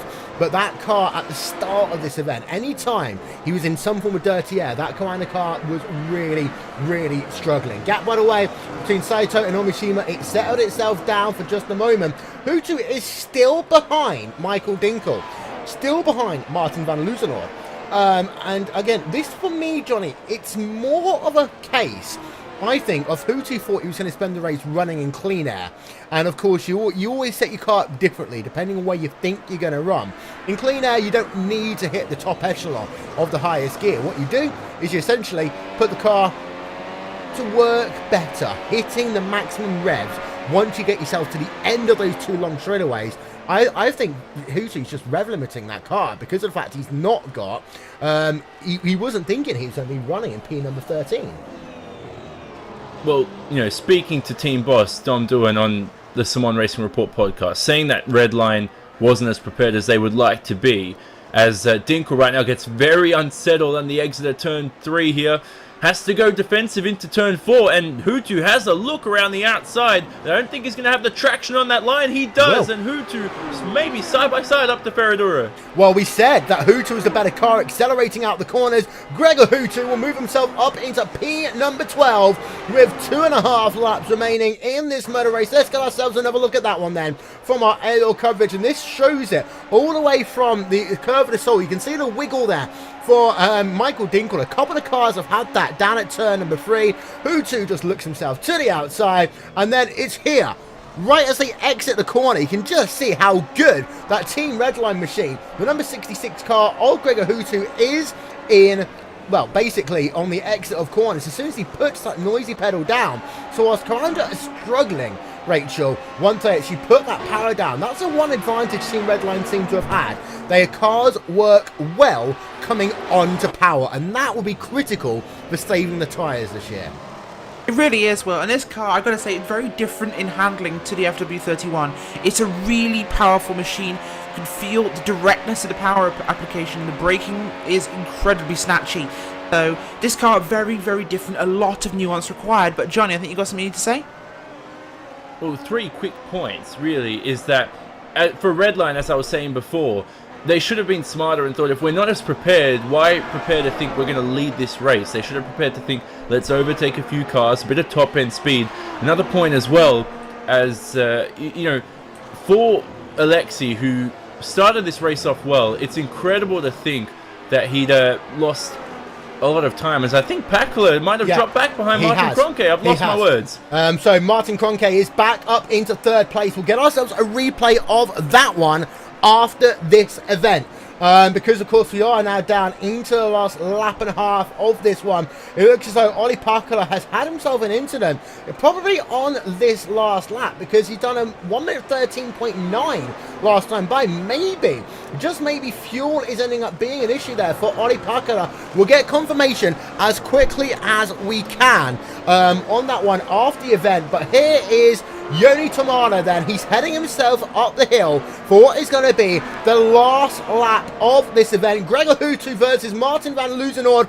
They are pretty much going to be side by side as they head themselves. What a run here by Gregor Hutu. He's going to stay side by side once again, and they say that Gregor Hutu can't do passes. Well, he's just done 2 fantastic ones in the space of 2 laps. Gregor Hutu now up into P number 11. But let's go back then to Joni Tomala, as it's going to be him down in towards turn number 4 and 5 for the final time. Martin Kroenke, 1 minute 12.632, has just set the fastest lap of this event. So Kroenke's come alive right at the end of this one. And as an update, Olli Pakala's last lap was a 1 minute 15.141. So he lost himself 3 seconds last lap. We need to get an update to see what is going to happen to him. Isaac Price versus Mitchell de Jong. Mighty, mighty close. Let's have a very quick look then. iNEX Racing are the team of the day, and Isaac Price isn't quite close enough to the rear of Mitchell de Jong to try and make the pass. But here comes up the hill for the final time Joni Tomala, and who would have thought at the end of this event we'll be talking about iNEX Racing winning this race. But Joni Tomala joined the list of drivers as an iRacing World Championship Grand Prix Series winner with the fastest lap of the day to boot, 1 minute 12.381. Joni Tomala is a winner in the iRacing World Championship Grand Prix Series, and iNEX Racing are finally winners in the World Championship Series. It's P number 2 for Sebastian Job at the end of this one. Martin Kroenke will round out your podium, and we've had ourselves more potential issues, I believe, for that driver of Olli Pakala. He's fallen down. Something's happened potentially. We'll get an update on our timing and scoring. Johnny, over to you. I think Pakala's had fuel issues. He's made it across the line though, and at P4 eventually. So for Olli Pakala, that cost him a potential podium to open the season. Coanda and Kroenke, and the battle on top between Coanda and Redline. But right now, it's INX Racing on top, we mustn't forget. And what about Apex Racing UK in P2? What a race, and what a finish for Joni Tamala to start off the season with a bang. It's just interesting to think whether he thought he'd be at this stage anywhere near the top around testing time. This is going to be the moment that Joni Tamala will likely never forget. And of course, his final lap of the race, just like Sebastian Vettel used to do in that Red Bull, is his fastest. What a drive here today by Joni Tamala. He didn't start on pole of this race, don't forget. It was a Coanda lockout, but this INX Racing driver heading himself then towards the start-finish line for what is going to be potentially the most fun he's ever had on iRacing. INX Racing are officially winners, and here we are then. A look from up above. There is your winner here today. It's the number 13 machine of Joni Tamala, and let's not forget Sebastian Job here at all, because he has had himself an absolutely spellbinding race as well. We talked in our pre-season show, in our pre-race show, during the race about Sebastian Job, and said quite clearly he just had to make sure he could get it all together. Well, he's done that here today. Sebastian Job, P number 2. Rachel, he didn't put a foot wrong at all today. Absolutely not, Will. And Sebastian Job, well, we knew he had it in him, and he's finally got there with a podium finish for Apex Racing UK. When we first saw him come onto the scene here, we knew it was a matter of time. That has happened. This is 2016. This has been a race of firsts, a new car, a new winner, and a new entrance to the podium. So, what a round number 1. Yep, and well, it's been a fantastic, fantastic day of racing. This is the way to sum up what has happened here today. We never expected it. This has really been the craziest race in iRacing World Championship Grand Prix Series history. And let's get a look then, ladies and gentlemen, at your final race results from round number 1 of the championship. And well, there you can see Joni Tamala, number 13 machine for INX Racing, claiming his first victory in the iRacing World Championship Grand Prix Series. And of course, it's INX Racing's first as well. Apex Racing UK coming home in second, with Sebastian Job in that number 12 car, becoming only the 3rd British driver to score a World Championship Series podium. Commander SimSports Martin Kroenke is able to salvage a podium finish in the dying laps of this event. Olli Pakala, fuel issues, just a little too little fuel for him. He'll come home 4th. Yuta Saito in P number 5. His fellow countryman Kazuki Yamashima in 6th. And then Mitchell de Jong, with that 2-stop strategy, is only able to get a P7 out of it. INX Racing, they've got 2 cars in the top 10. Apex Racing have 3 cars in the top 10. As we cycle it back to P2, you'll see there is Gregor Hooter in 11th, Martin van Luzenhoorn in 12th, Dinkel, De Corps and Kolak, they round out your top 15. But it's when we get onto this page and the page afterwards that we really start seeing how crazy today's race has been. Look at this. Hugo Luis, P27. Pablo Lopez in P30. And then Alexei Yusiakola at the very rear of your field. It's been a tough day for a number of drivers. Mogar Philo, of course, we expected him to place easily inside the top 10. Wasn't able to do so here today. Alex Simpson, team manager for Apex Racing UK. What a hot and cold day it's been for them, as Simpson and Carroll had issues early on into this event. But there's still plenty to talk about here on RaceSpotTV and on iRacingLive. We're going to step aside for a few moments, but we'll be back with more post-race coverage after these messages. You're watching round number 1 of the 2016 iRacing World Championship Grand Prix Series on RaceSpotTV, streaming live on iRacingLive. . 。 . 。 . 。 . 。 . . . . . . . . . . . . . . . . . . . . . . . . . . . 。 . . . . . . . . . . . . 。 . . . . . . . . . . .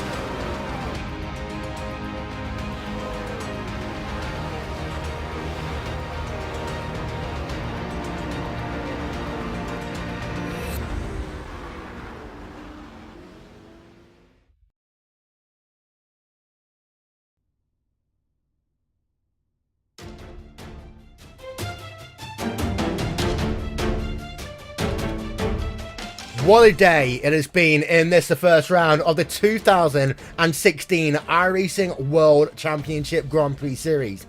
Coanda Simsports locked out the front row of this field. And we were thinking, okay, it may well be Coanda versus Team Redline Part 7. However, it wasn't, because here's what's happened. iNext Racing have scored their first win in the iRacing World Championship Grand Prix Series. Apex Racing UK's Sebastian Job has come home in second. And the highest Coanda driver, that's only P3 with Martin Kroenke. And for the two biggest teams in the World Championship Series over the last 6 years, they've had a miserable day. Literally miserable. Team Redline, 3 of their drivers crashing at lap number 1, turn number 1. Then Coanda Simsports have had themselves a pretty miserable day as well. You have a look and you see that Hugo Luis could only manage P number 27. You have a look up and down the field, Coanda drivers were struggling. They went off sequence with Mitchell de Jong and they were only able to get themselves a top 10 out of it. When of course de Jong started this race on pole position. Plenty to talk about here in our post-race coverage. Wolverton along with Johnny Simone and Rachel Whiteford. We're going to start by trying to have a look at the start of this event once again because, well, Johnny, it was pretty crazy to boot. We're going to try and show this in super slow-mo here because it was really crazy what happened in towards turn number 1.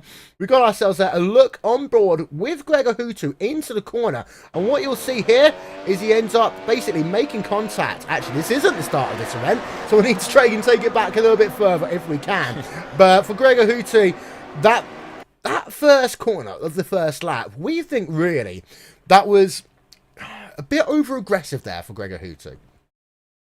It was indeed, and you know, Alexius Yakula, Mitchell de Jong and Kroenke. Actually, you know what? Just de Jong and Yakula had the best starts out of the drivers in that top 6, top 7 bunch. Hutu just needed to be patient. I think maybe he thought, I'm losing this many positions, I could be behind. Maybe he knows the pace that Alexi had. He didn't. I really think that he should have been a lot more patient there. There's no doubt about it. Alexi really had the line. Yes, Gregor's on the inside, but I think that's the type of moment where you need to back out, be smarter than that. Luckily for that Redline team, they most likely do get along, you know, and things will move on for the next race. But for one man, Alexius Yakula, he's classified as last after that incident. In my opinion, anyway, he was my pick to win the race. Now, not taking it away from Yoni Tamala, I think if Alexi got away from that start cleanly, he would have had the pace to win the race. Well, we're going to get ourselves some interviews in just a moment's time, but before we do, probably need to ask for a driver of the day, because this really is a kind of tough one to call. Johnny, you go first. It has to be Yoni Tamala, no doubt about it, because the only man really who could match Yoni Tamala out on the racetrack was Gregor Hutu, and now Hutu was down the field. There was no chance he was going to win this race. Yoni Tamala was on another level, the most dominant driver out here today. If he keeps this up for the next few rounds, you know, we spoke about this a lot. The way you start this season off could be critical, because if you finish off badly and everybody starts catching up to your level where Yoni Tamala is, that's when he needs to build up his lead early. He could be a potential champion come the end of 2016 if he keeps this up. Rachel? You know, it might sound boring when I say the name I'm going to pick, but I can't say Yoni Tamala was the driver of the day for me. I think it's very easy to look fast when you're at the front of the race and you pass 1 or 2 cars, which he did. It was an incredible performance by him, don't get me wrong. Incredible speed, but I have to give it to Gregor Hutu. Gregor Hutu was in a huge crash at the start of this race. A huge crash, not just started at the back, but a huge crash. I'll say that for the 3rd time, just to emphasise how huge it was. And he managed to come through the field and actually, well, yes, we know. We know Gregor Hutu caused the crash, but that's irrelevant. He finished in P11, which is amazing. He climbed about 20 spots on the field and gets just outside the top 10, which is an incredible result, considering how hard it is to pass at Interlagos, how hard it is to make moves. Gregor Hutu, Mr. 5-time, he can start at the front and lead the race and win, but he can also go all the way to the back and pass everybody. The guy is a machine. I think that if you look at it from about lap 2 onwards, then yeah, Gregor Hutu, if you're looking objectively, can come to be a racer. I'm going to go in a completely different direction. Sebastian Job, we've talked so heavily about this driver. And again, we can often base this upon what drivers have done previously in this series. Now, yeah, on one hand, we start with a new car and a new sheet, but of course, drivers have their own World Championship history today. I was impressed so much by Sebastian Job and how he could not only race with some of the biggest names in sim racing, of course he is one of the biggest names in sim racing, but how in those last 20 laps he did not crack under the pressure of having Ollie Pakala and Martin Kroenke within 2 seconds of him.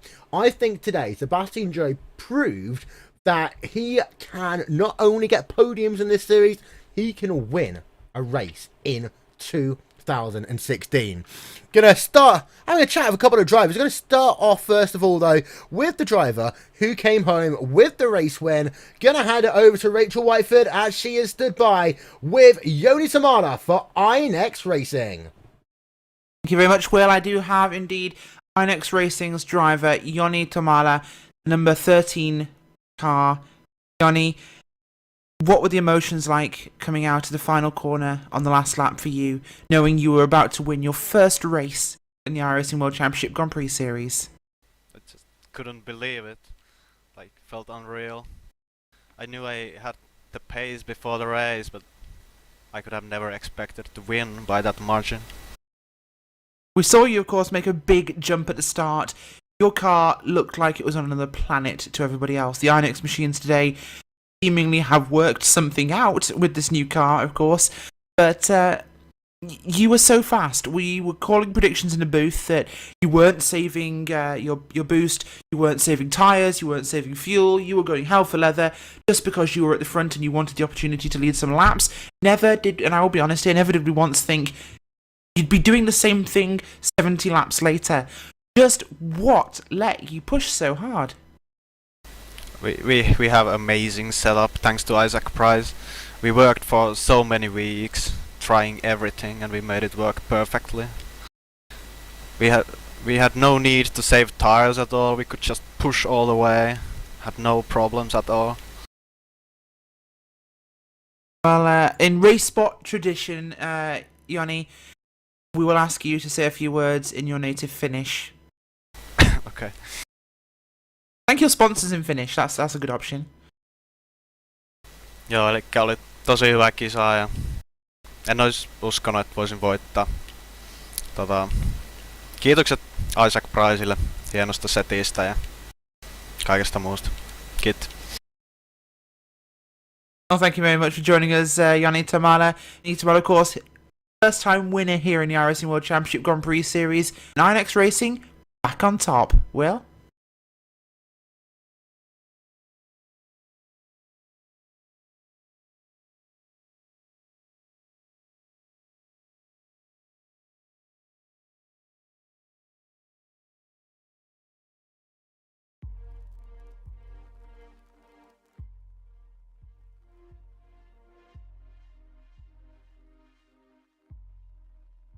Did you like how I ranked Radicals as my third best team?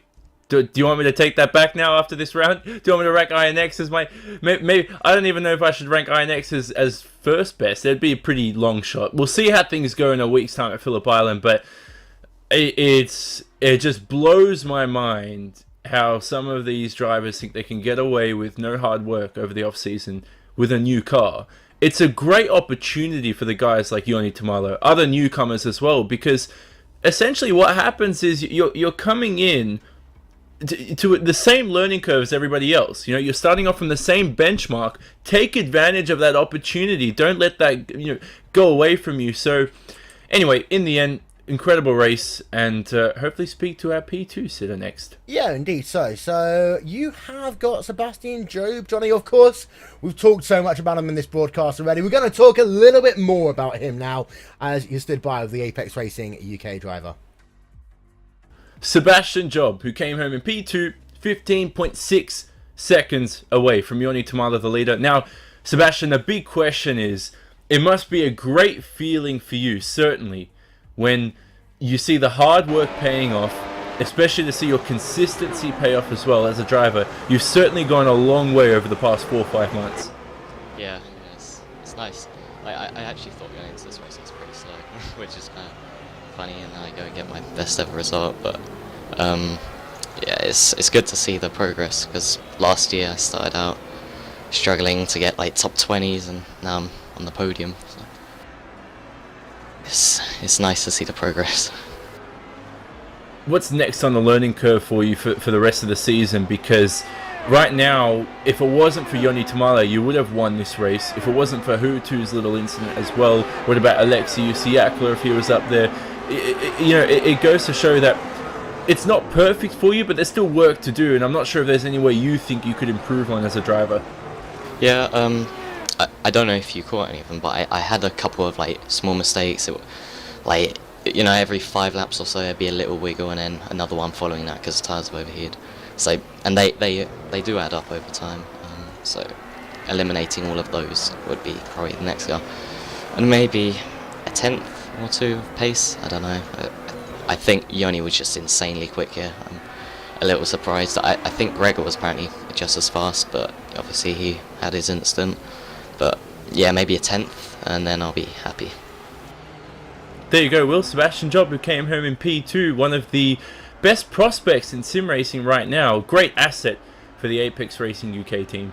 Yeah, and I think that what that team have shown here today, Rachel, is that they have got pure raw speed as well. Johnny and I have spoken before about will Sebastian end up being poached by a Redline or Commander, and I said quite clearly that I didn't think that he needed to think about that, because I thought that Apex, with their huge team, of course they've got the Apex Academy as well, they have the ability to just develop so much in-house that Sebastian, I think, has shown that today. And I think overall, Apex Racing have shown that they can go toe-to-toe with the biggest teams in sim racing and put their own stamp on things. Absolutely. Of course, I don't think Sebastian Joe is going anywhere. I don't think he even plans on it yet. He's such a great fit for the Apex Racing UK outfit there. And, of course, they are a growing organisation. You mentioned their academy, and Alex Simpson, their team boss, is expanding that format and widening it. And they are an evolving organisation. I think they've got a lot of potential, and, of course, Seb's first podium is just going to further enhance that. So, again, it's going to be a major year of evolution for them, and potentially wins for Apex this year, which would be huge. And I believe you're stood by with our final podium finisher, Will.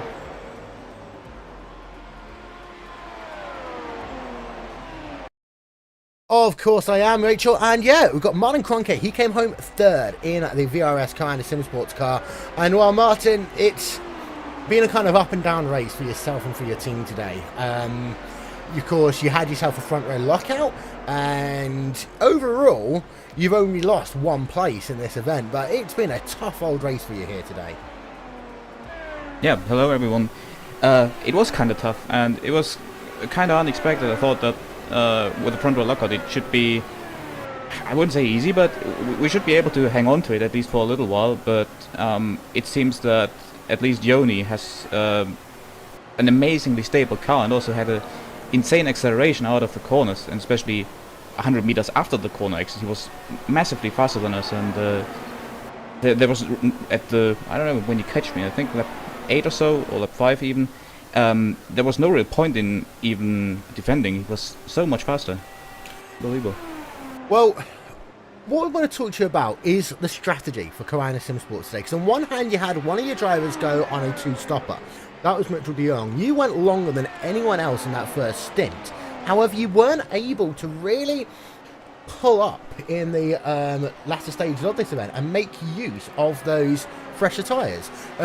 Is that a strategy thing? Do you think that was the issue? Do you think it was just when you came back out on track? Talk us through the kind of psychologies behind what you did in terms of strategy today.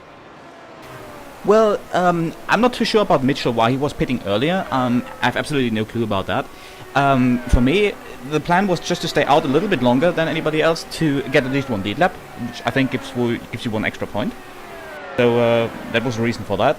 And I also sort of speculated that the tires might be a little bit better towards the end, which turned out to not be true, or at least not significantly. I mean, we're talking about 2 laps or so. A tire degrades not too much over 2 laps, so it's probably not really making much of a difference anyway. Well, 1 round out of 16 are in the books. Can you take some form of solace that the Redline guys overall struggled quite a bit as well today? Not really. I mean, to be honest, it doesn't really matter which team is in front of us or behind us. Apparently, we still lack something. I mean, we lost out in the race by almost 17 seconds. So whether it's Gregor taking the win by that margin or someone else doesn't really make too much of a difference. I mean, we need to find some time still, and that's what we need to do within the next 2 weeks, I guess. Martin Kroenke there, coming home, P number 3, rounding out your podium. And who would have ever thought that was going to be your podium after 1 round of the championship? Got 2 more people to talk to. Going to start with Johnny, who's with Ollie Parkala, coming home in P number 4. Of course, Ollie had himself a podium finish until the last couple of laps of this event. Johnny stood by with him.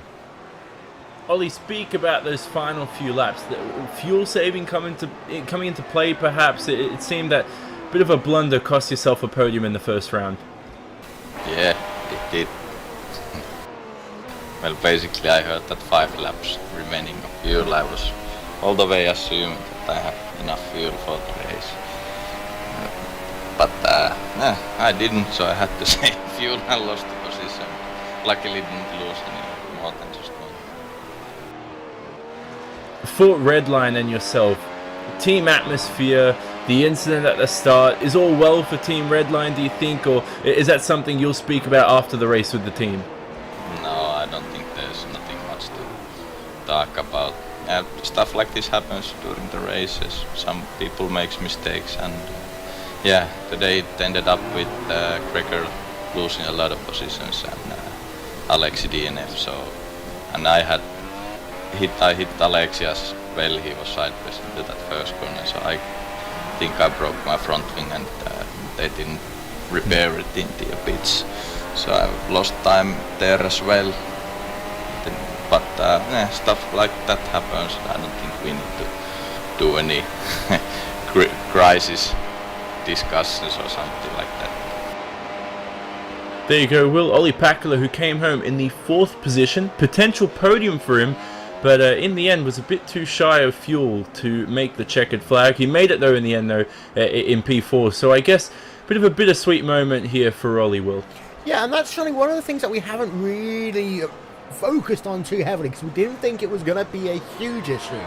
But 100 kilograms of fuel, that is all you allow for this event. So you have got to think this race a lot more. And I always said that, there are some sim racers who are pure drivers, better than anyone else when it comes to pure driving. But then you've got yourself like the Alain Prost of the world. You've got your thinkers. And for those who are thinkers who can think their way through the race, in theory, they should stand in better stead this year. Yeah, definitely so. And a big point I wanted to make come the end of the race, but we just ran out of time. And Rachel and I were laughing about this. But for Coanda, who need to make a step ahead, and it was very well spoken by Martin before, he's one of the smartest drivers on the grid, if not the smartest. One of the most consistent, one of the best skilled out there. If a team needs a leader to bring a team forward, find the pace, it's great for Coanda that they have Martin Kroenke on board, because right now they can find the errors. He's analyzing drivers while he's out on the racetrack, doing all that kind of stuff. He has that sort of Utse Kirchhoff mentality where he's just so competitive as well. So for Coanda Simsport right now, I think really it's not the end. It's only round 1. I know that we've said it so much, but this is where they just need to keep practicing, keep working hard, find where they're making mistakes. I mean, look at guys like Andre Burcha down there in P23, Marti Piatella did 3 laps down after some incidents. And what about Hugo Luis, our only other world champion in this series, all the way down the order as well? So they've got a lot of work cut out for them, but I guess with Martin Kroenke and that team and his mind, they should be able to find the right pieces to the puzzle to put it all together come the end of the season. One more driver to talk to, and that is the driver of Inex Price. Inex Price? Isaac Price there, who stood by with Rachel Whiteford. Yes, indeed. I'm stood by now with the team that has become a single driver. Inex Price, how are you? Sorry, I'm going to call you Isaac, that's obviously because I don't think you're actually a team. But Isaac, great run from you today, of course. Great finishing for you. A top 10 result after a dry season last year. Obviously, the car seems to be suiting you.